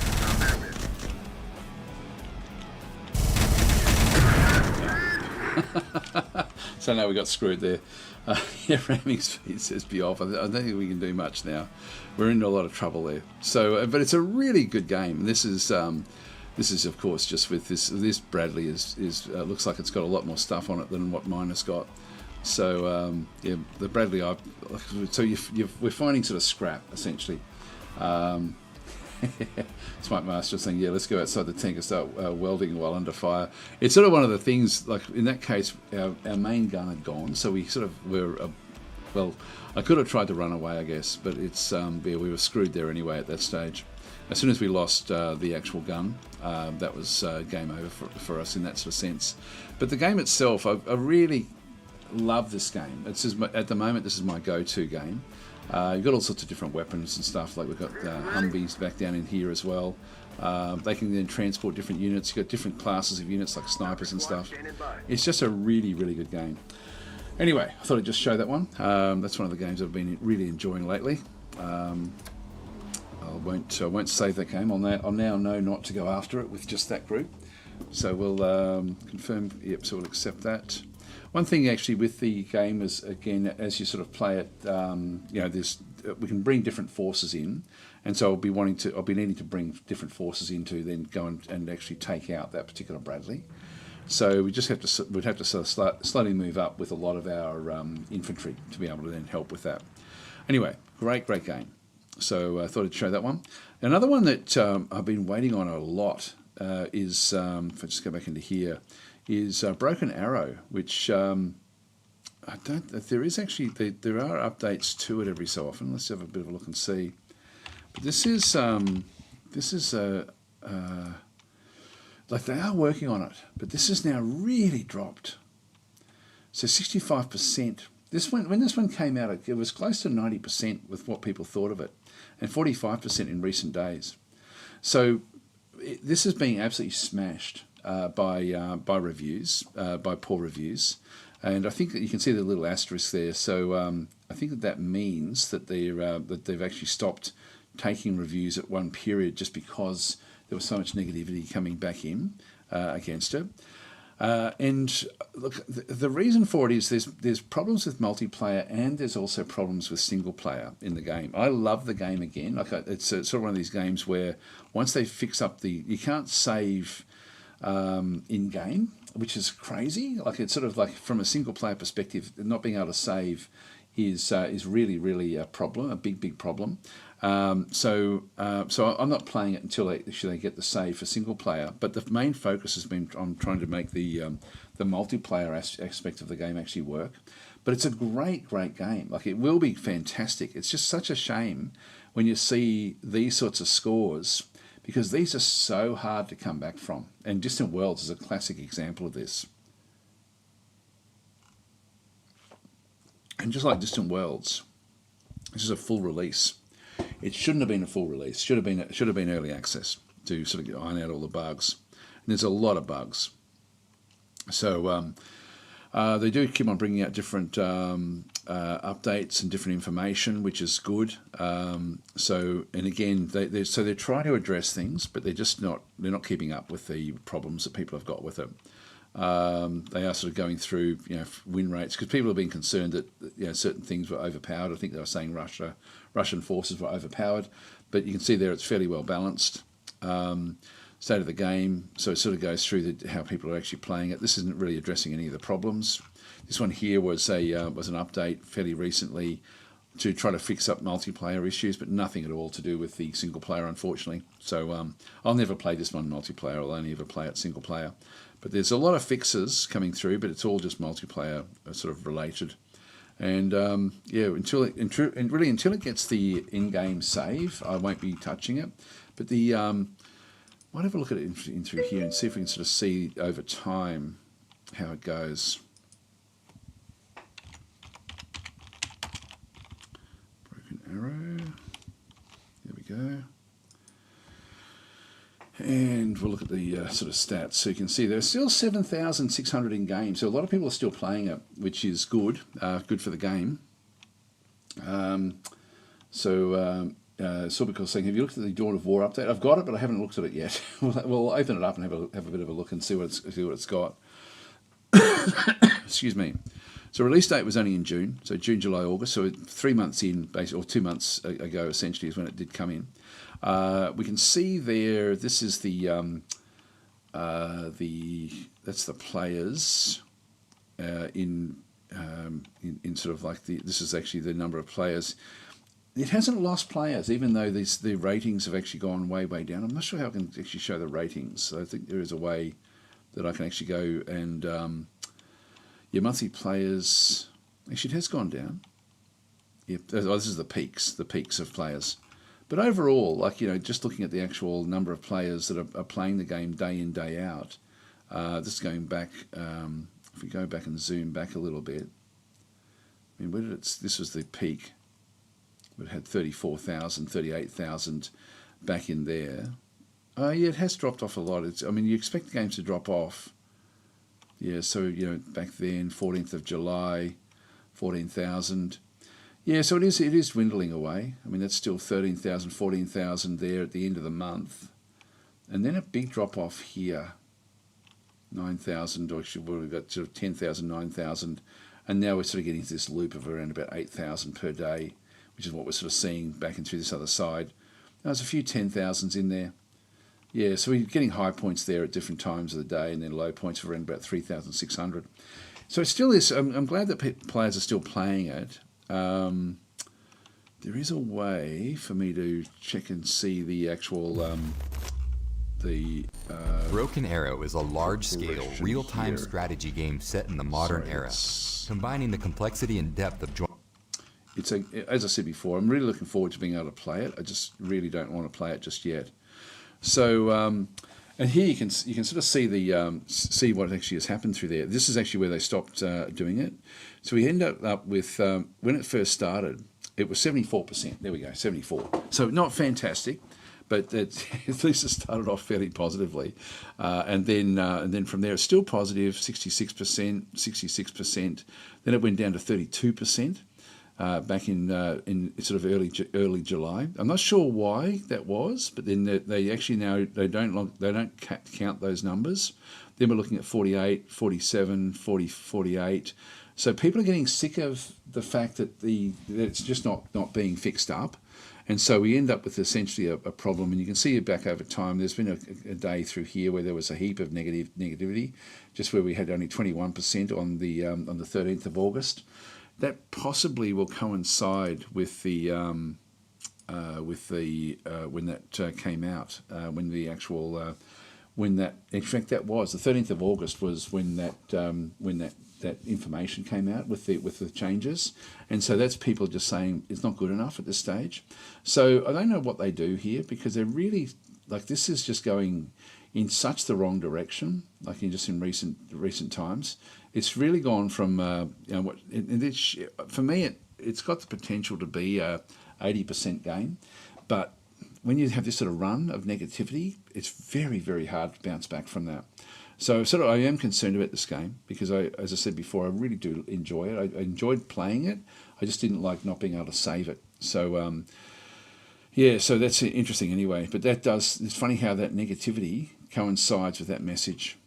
And look, I've got to say, look, the actual, it's a different type of audience. They're very, very unforgiving audience that play these sort of games, to be honest. So, yeah, they do move on very, very quickly. So anyway, that's where that one is. A lot of negative comments in through here again as well.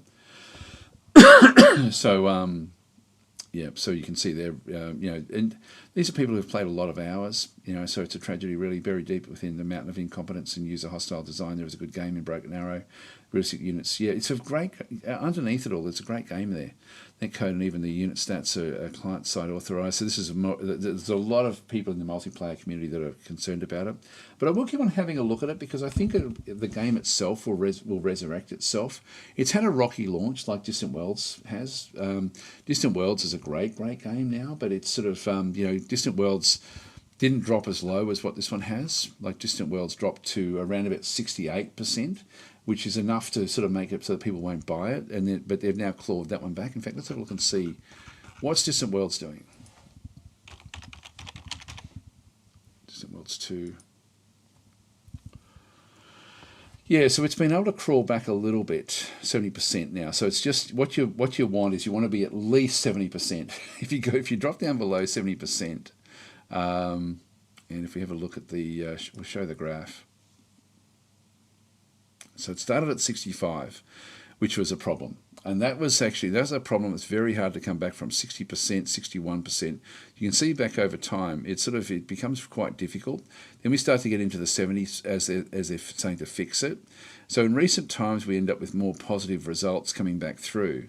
And then in recent days, there's still some negatives that do come through, but generally it's now going to be sort of much more positive than not. For me, this is one of the great games. And Broken Arrow, I think, has got the potential to be the same as well. So I still hold out hope, but I really am concerned about that number, 65%. You can see there, when you see mixed as opposed to mostly positive, it looks very, very different. And so this is only 5% in user score different to Distant Worlds, but it's enough to kill a game, I think. So I'm sort of hopeful that that they do. There's been, I've got to say, the development has been slow, like in terms of the patching of what's happening, and they are focused on multiplayer, which they have to. So there's no real problem with that. It's just taking time, unfortunately. So you know, and I do get updates as well from the you know, from Slytherin saying, look, you know, it's still being worked on, that type of thing. So it hasn't been abandoned. I'm guessing that people will think that you know, due to the lack of updates, that it's not being worked on. But I know it's being worked on very, very stringently. Yeah, so it's a shame when you sort of see those sorts of numbers coming back through. All right, what else are we going to look at? We're going to look at Dawn of War. I haven't even opened it up, you know, like it's sort of in my little list in here to try. Let's have a bit of a look and see. I haven't played this for a long time. Dawn of War.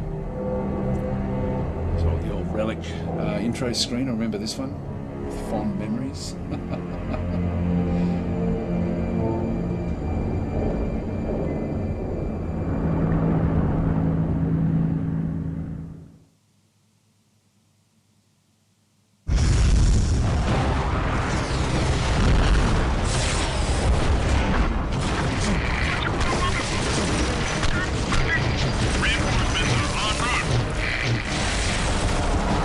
Everything has been sort of upgraded in terms of graphics.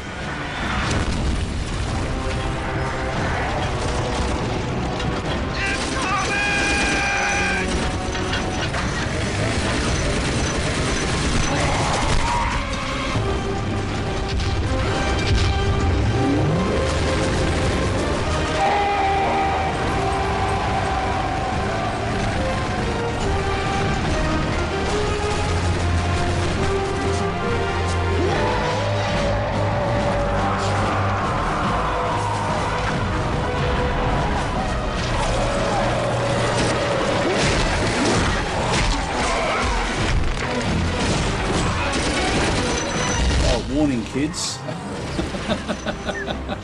Kids shouldn't be watching this. It's a little bit violent.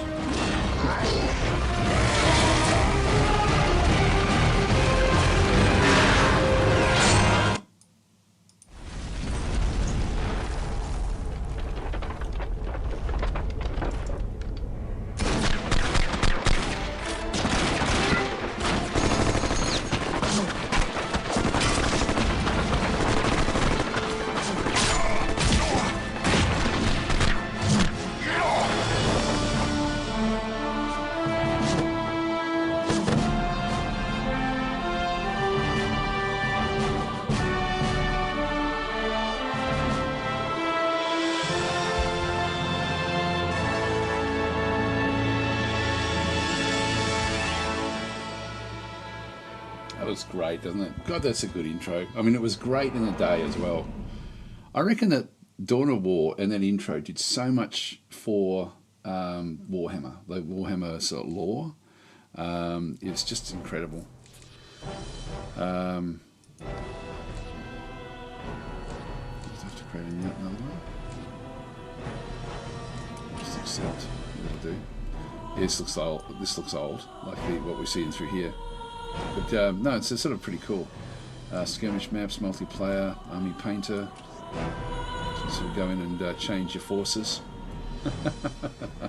So I vaguely remember that. I don't forget even how old the original actually was. First time playing Dawn of War, we recommend you play a quick tutorial. Let's have a look and see what it looks like. Still looks old, you know, like, so I probably wouldn't play it much, but it is certainly nostalgic. Team 1 Space Marines, there we go, so it's just loading. Gee, it's taking a long time to load, which is unusual.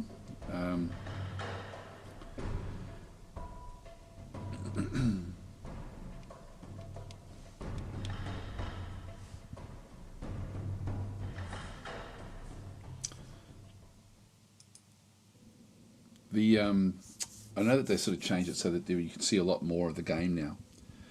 There we go. Dawn of War originally released in 2004. Welcome to the Dawn of War tutorial. By listening to me and reading the text that appears in this message box, you will learn how to play a skirmish game. The mouse is your primary method of surveying the battle, selecting units and structures, and issuing orders. The mouse controls the camera. The camera represents your current view of the battlefield. To pan the camera, simply move the mouse pointer to the edge of the screen.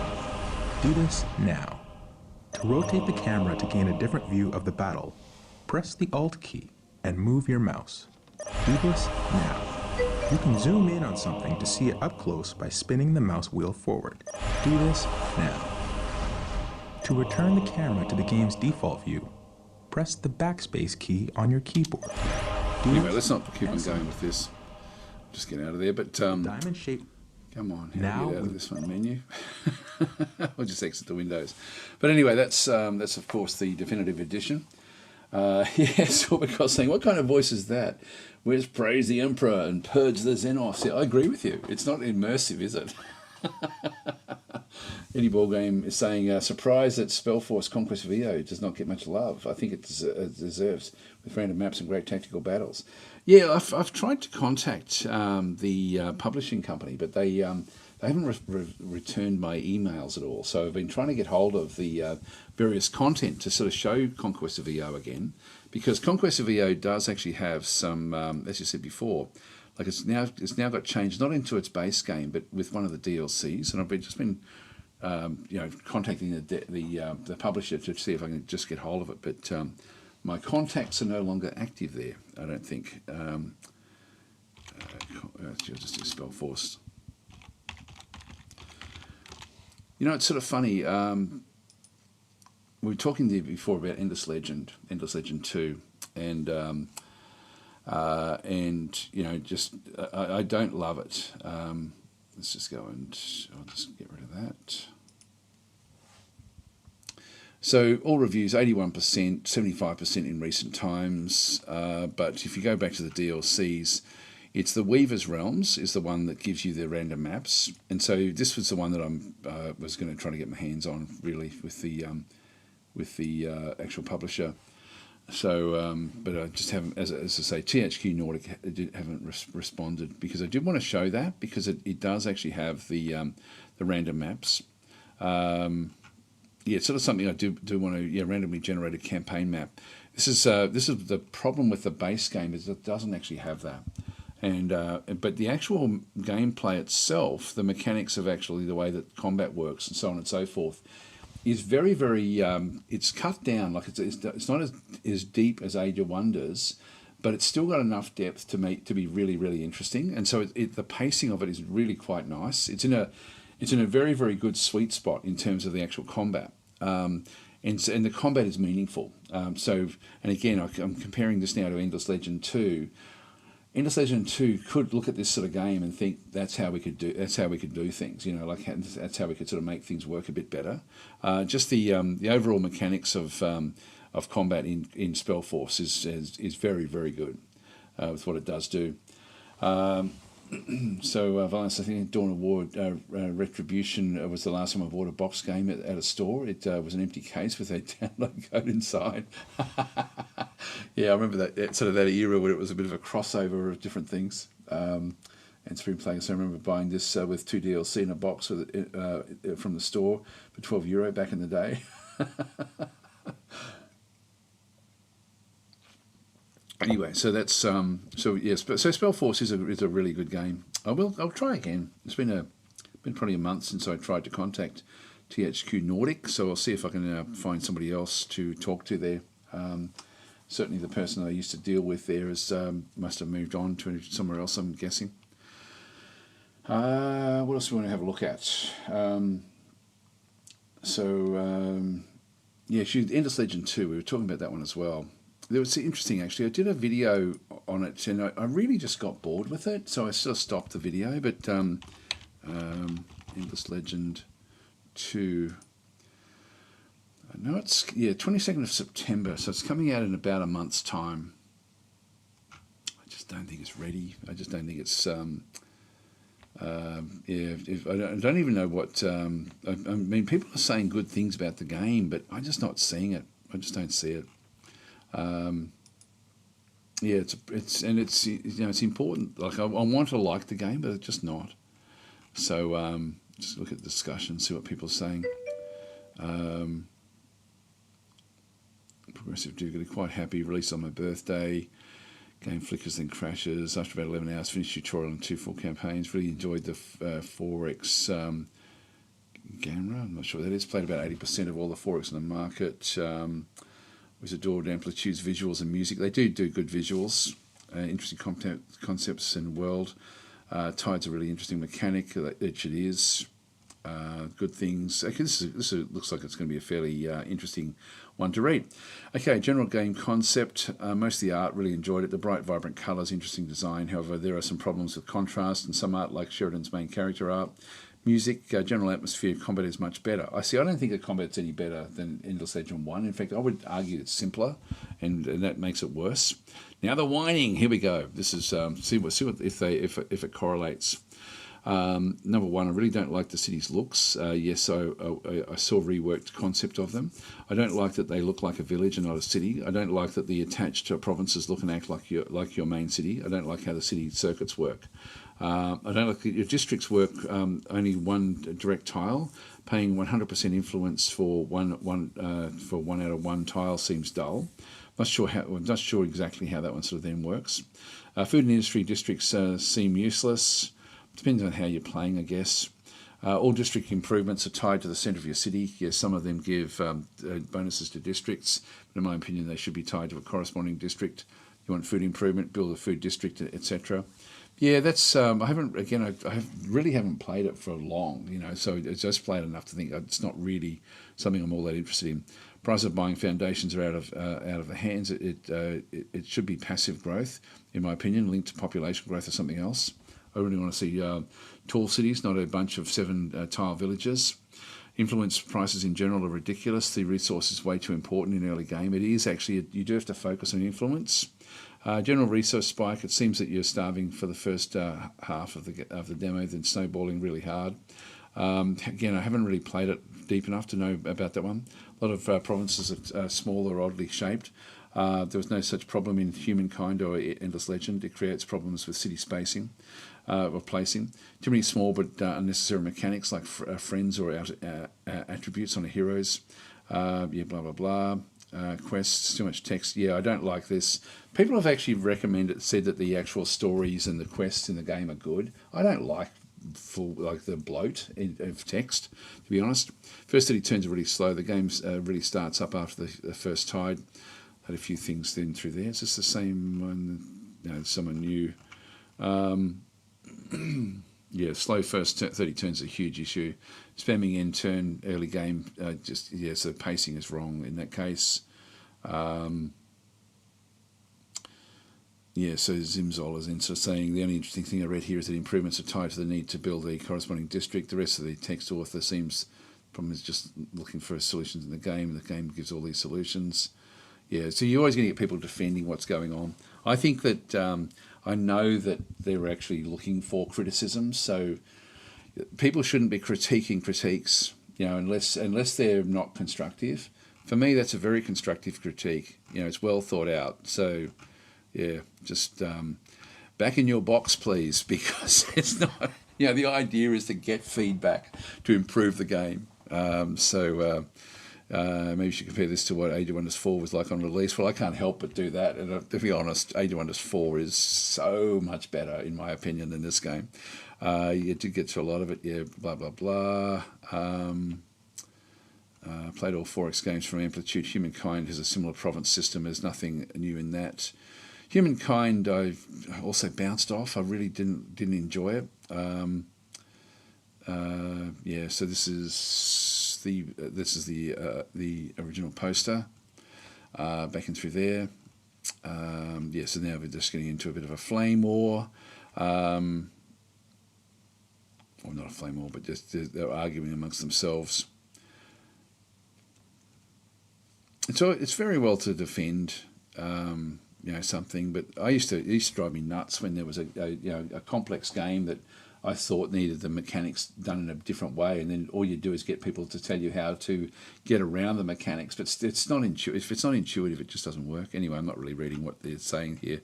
But anyway, it goes on for 3 pages, which is quite a long one. So did you even try? Yeah. So again, they're yeah. So there's again people. I'm finding that a lot with this game. There's a lot of people defending it, which is not good. It's not a good thing, in my opinion, for that to be the case. Let's just go back out and. I mean, what does humankind rate? So yeah, for me, it's just not gelling with me. This one. And again, humankind also. If humankind rates well, then I just know it's me that I'm the problem. But humankind, yeah, no, it doesn't rate well. 68%, 75% in recent times. I've only played it at the start. Yeah, I just couldn't get into this game as well. I think it's because I don't really get into Civ games. And that's the only thing I really put it down to. Bubo is saying there's a demo for Antimatter. Yeah, let's actually show that. I'll show that one. I've been playing that a little bit. It's not really ready, to be honest, the demo. So, but at least we get a bit of actually does have an update. Maybe that'll make it a little bit better. We'll see. Just grab myself a drink of water. Be right back.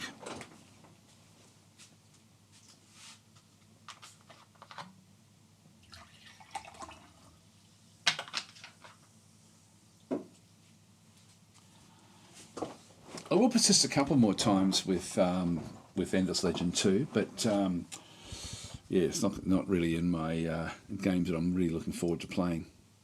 Warning, this is the first public version of Antimatter. It's a solo project made in my free time, so do not expect the level of support or polish of a typical demo. Let's go and, it's funny, he's really making you, even that, the scenes don't.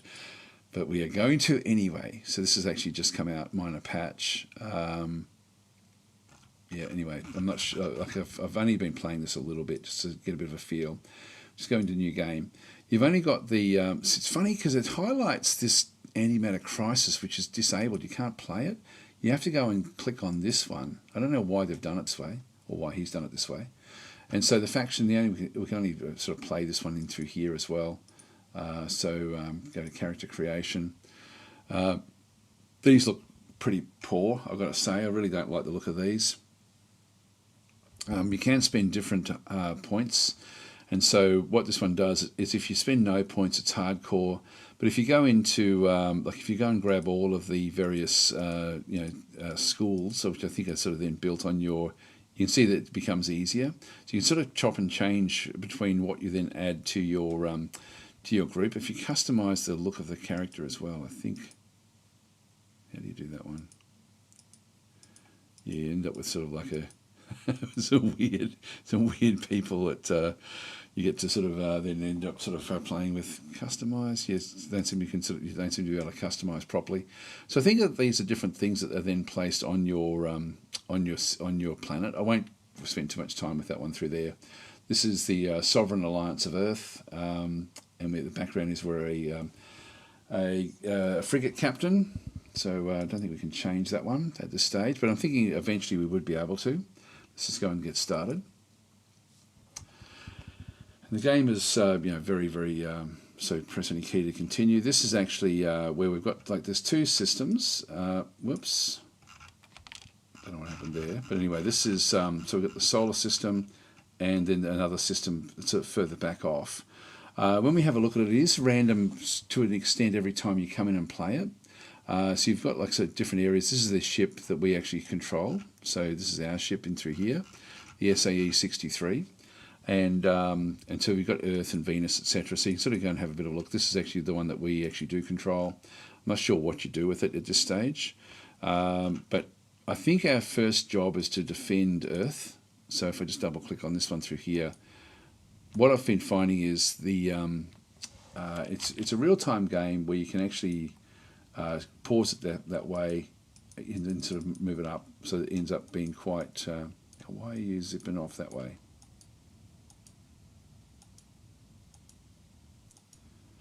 Now there will be, I think there's an invasion that does come in. I'll just hover around here for a little bit. I can go in and then go and orbit and then survey. So let's just go and start the survey. So we're just travelling, this is just going quickly through different things.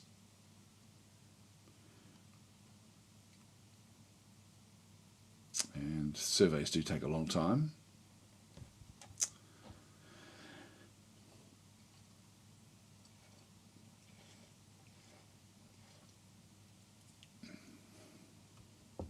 Just see if we can sort of figure out what's going on here. But it's the game itself doesn't have there's not a real lot of polish just yet. Oh, hang on, this is the moon. If we have a look at the this is the landform as it starts to survey. We'll sort of see aspects of the moon, but we're not seeing anything just yet. 32 is as fast as it goes.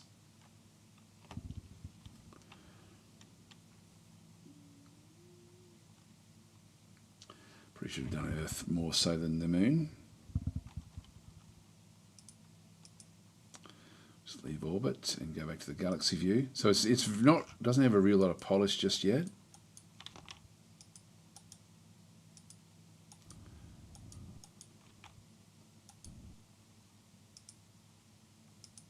Start surveying the Earth.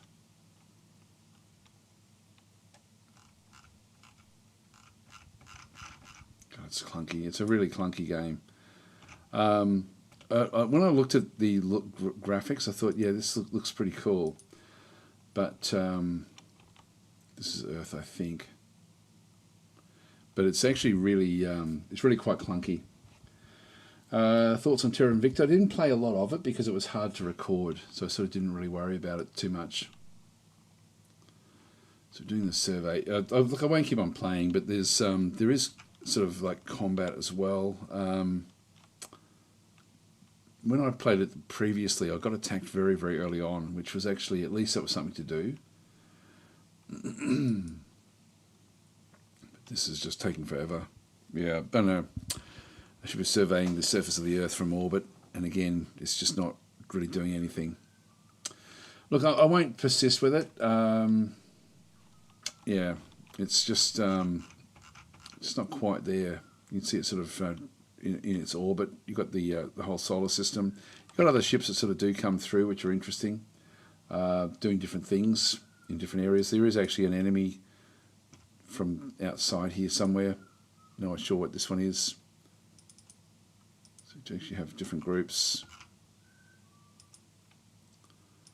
Focus the view. So these are again little ships. It's all just top-down type view. So it's just going past Jupiter. So I think it's got potential, but I'm not sure how much. They just used hyperspace. And you've got different areas as well, like if I just go and click on these trade nodes and stuff. So you've got different. It looks like it's got a fair bit of complexity, but I'm just not really sure exactly what what it does actually give us. We only have that one ship initially, that frigate. So this is just patrolling, I believe, through the solar system. And then there is that other solar system as well, back over here, the Eridani system, which we don't know anything at all about. So this is, I think, where the enemy is coming from.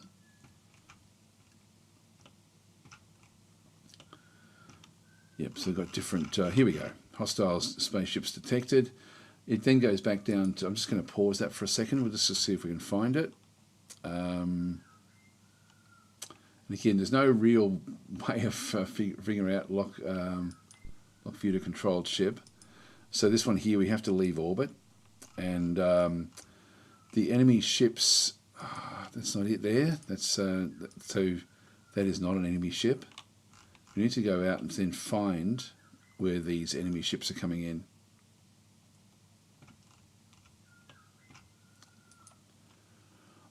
So that's it there. It's a little bomber that's coming in to attack Earth. And so it's so that's the one that we have to then go and destroy. So this is an enemy ship that's coming in. And so all we end up really doing here is just going back to our ship,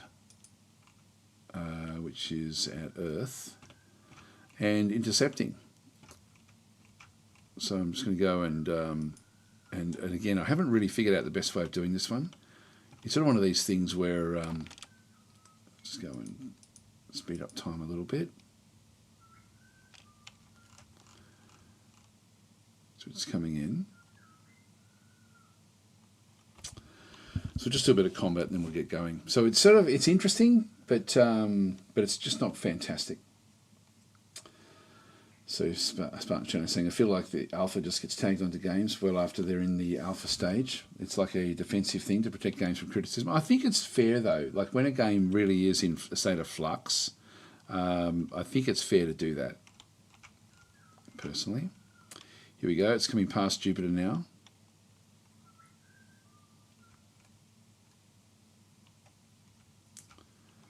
So I just want to intercept it if I can. And I haven't been able to effectively do this. I keep on losing this game every time I've attempted. It's now slowed down. We're going to move up towards it and just try to take it out before it gets past us. So our ship will then just start firing when it's in range.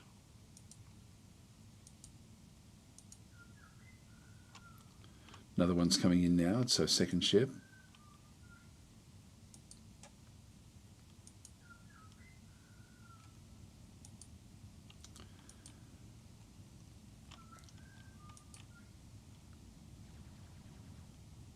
Yes, we're now firing at it.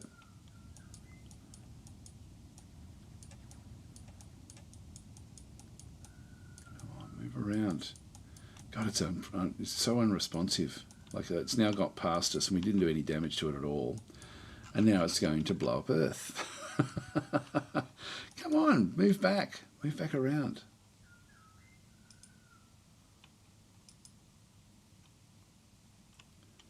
So it's now outside of our range, which is extremely frustrating. So just go back to double speed. So I don't know why I couldn't actually tell it what to do in terms of it doing stuff, but it's no longer going to be able to catch up with this ship now. And so that second ship that's coming in will then be like even closer to us. And so this one will start to fire its missiles very, very soon. And we're now so far behind it that we don't have any way of protecting Earth from the missiles. So there's a lot of frustration that I'm finding like this in terms of it's just a clunky game at this stage. Now it's going to start firing very, very soon, and we can't catch it. And you can't defend from Earth.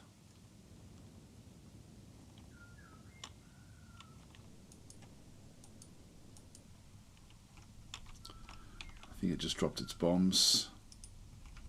Normally you used to be able to see it, but not this time.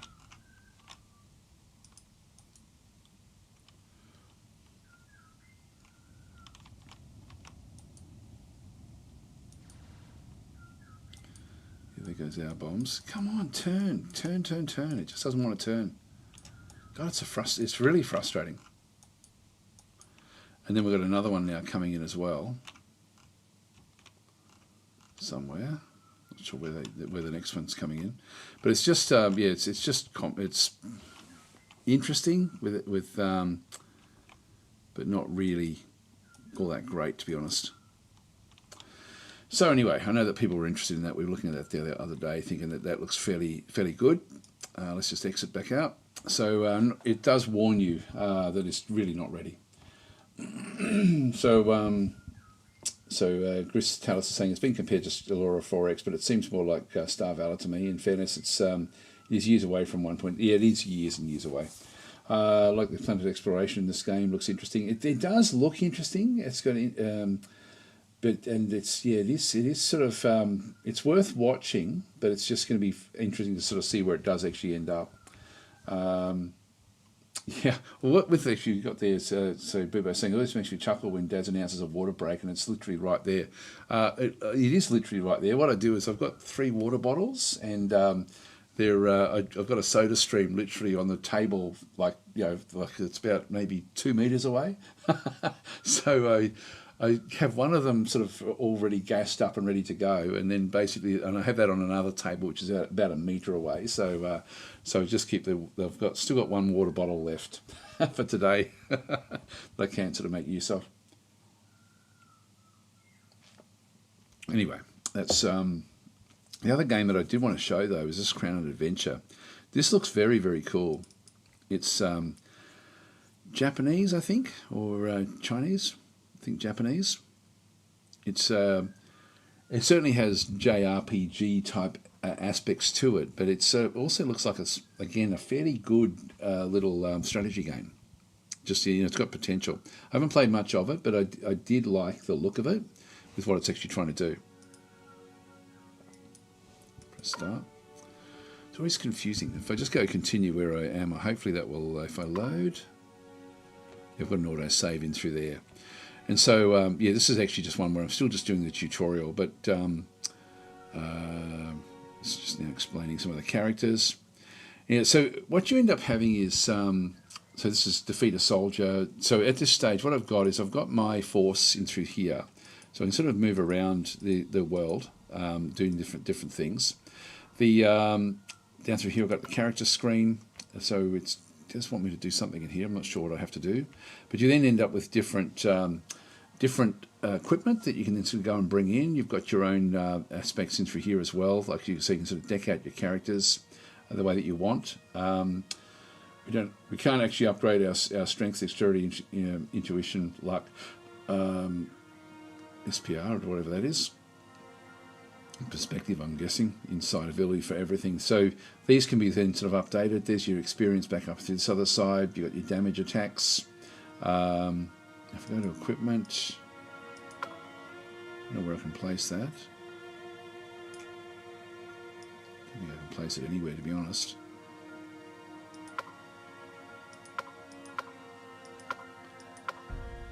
It doesn't really show up anywhere. Yeah, even this little screen. It looks interesting the way it sort of does work. Actually, talent. There we go. Okay, so this is the progression tree, and again, I haven't looked at this at all. So we have 1 point available. So we actually have level 1, heavy armor mastery. So unlocks heavy armor, melee commander. So plus 10 morale, plus 10 physical attack for melee squads in team. No mercy for blockers. So different things we can sort of do through there. Range commander. So that's for range squads, plus 1 leadership, and plus morale as well, plus 30 morale and 20 melee attack for adjacent melee squads, which I'm thinking that that means that we have to be next to them. So plus 1 leadership. I'm not sure what leadership actually does do. This I think is our own armor. Let's just go melee commander for now. So just go and place that one in through there. So we have active skill is Vengeance Frenzy. So I think that's just our own attack. Yep, we can change the passive skill. No, we can't. Just close that one. All right, so we'll go back out. Other things we have is we've got the family, which I haven't looked at. That's unlocked. Legion is actually our forces. And so you set up your... it's very, very basic the way it does work, but in this case I've just got like 2 countryside militia teams back in through here, which will then do the fighting for me. And so these, I can then sort of kind of promote them. Yeah, so I can actually, again, the progression system is fairly interesting. Again, I can sort of move things up to then progress up to being like higher and higher level soldiers. Again, I really like the look of this. Like this is, it's simple, but it's fairly well structured. Let's just go back out. Other things we've got, relations, can't do anything with that one yet. Tasks, so this is just what we've done so far. Progression, I haven't gone very far into this at all. The nation, please stay tuned for nation system, that hasn't been put in there yet. The intelligence, yep, no idea what that's going to do at this stage. And settings back in through there as well. So, whoops, I didn't mean to exit. Sorry, I'll just reload it. And show sort of the way the combat's very, very simple, but again, I quite like it. I just like, again, the way that this game has been put together.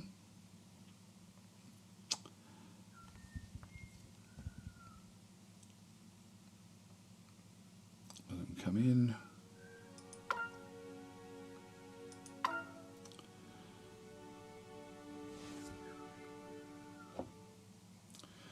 And yeah, nothing there on the character as well.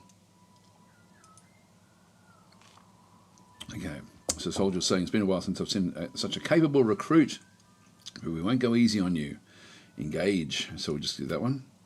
With the mule or horse, the truth is revealed in action. And so with the actual action itself, this is where we end up sort of, and I don't know exactly how this one works. We've got an ordinary attack or a backward attack. So I'm not sure how this aspect works, but again, I'm sort of assuming that when we have a look at that one, wherever I place my units, it's then sort of attacking different aspects of the enemy line. So if I move, I'm not sure what these numbers are, so I don't understand what's going on here at all.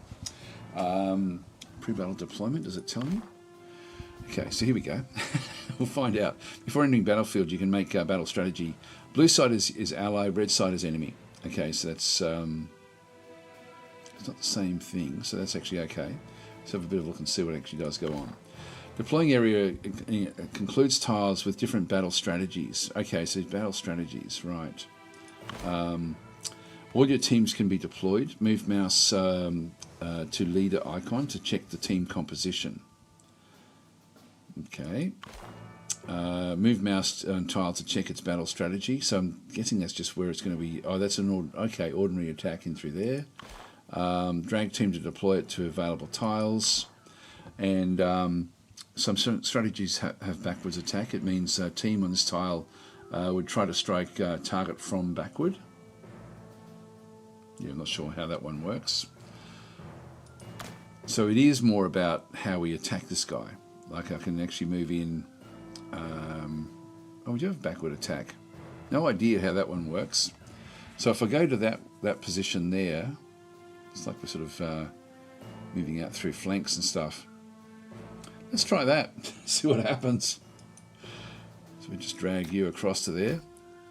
So if I hover over, stand by. Yep, that's okay. Follow leader. That's all right. We'll just go and start and see how this one actually does work. It then positions our forces. Skills can be used in battle, but they have limited usage, so use them wisely. So we do actually have some skills. I think I can pause. Yeah, I've got an active pause. We then sort of see the enemy is where? Way back over here. And so they have their force coming up. We have our forces coming in this way as well. And so we end up having like attack target, follow leader, move sync, etc., etc. So I'm not sure exactly how this one does actually work. Healing scroll. So I've got this one down through here with the Q key. And that's the Vengeance Frenzy. So it's important that we then move up with our forces. So I'm just going to keep them moving. They're moving across the battlefield to actually go and line up the attack. So I'm just right-clicking to move my force, my guy around, my main guy.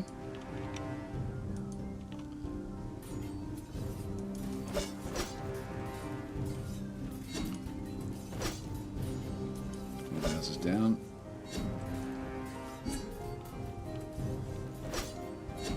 So now it's leader versus leader.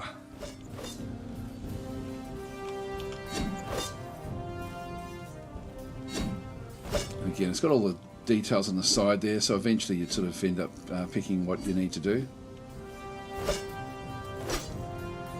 I like it. I like the look of it. It's there we are. We won.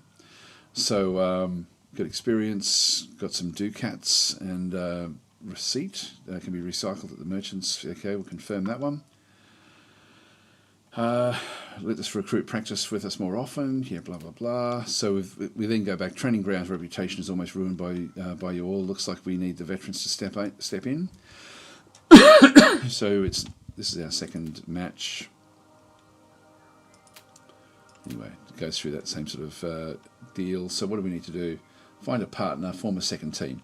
So I'm not sure if that's what we can do. Well done, fought well, yeah, blah blah blah. So that's not where we have to go, but now we go on the actual world map and then sort of look for somebody else. There's a new recruit. Hey, do you want to be partners? Is that going to work? There's usually a little arrow somewhere. It's a training camp. So even all of these have got like different things you can then go and spend your gold on and do stuff like this. I don't think I can actually buy any more. Maybe I'll just show you how this one works. So, so we have the barracks, and in through here I can then go into recruit. I want some fighters. Okay, we don't have any available, so we'll just go and leave this one. Thanks for the subscription there, Meska. Very, very much appreciated. I'm not sure if you're looking for opinions, but this screen layout today is very off-putting. I appreciate the merch may help you, but that constant presentation leads to me watching someone else. Oh, sorry, this is actually just the ChatTactic screen that I have. I just have I'd set this one up as a minimal one. I don't normally stream this on Twitch, to be honest. This is more a YouTube thing. So, yeah, so that's actually where that one is. That's the reason for that. It's not my typical... It's not my usual gameplay stuff. It's more just it's more about chatting more than about really having a close look at stuff. Anyway, we are looking at close. We are having a close look now. Sorry about that one. Anyway, yeah, I'll leave this one where that is. I've got to get going anyway now, guys. So I was going to be sort of winding it up, but I'm not sure where we go next to sort of find. But I quite like the feel of this little game. Like it's sort of like I think it's going to have a bit of potential to be something fairly interesting with the way it sort of does work.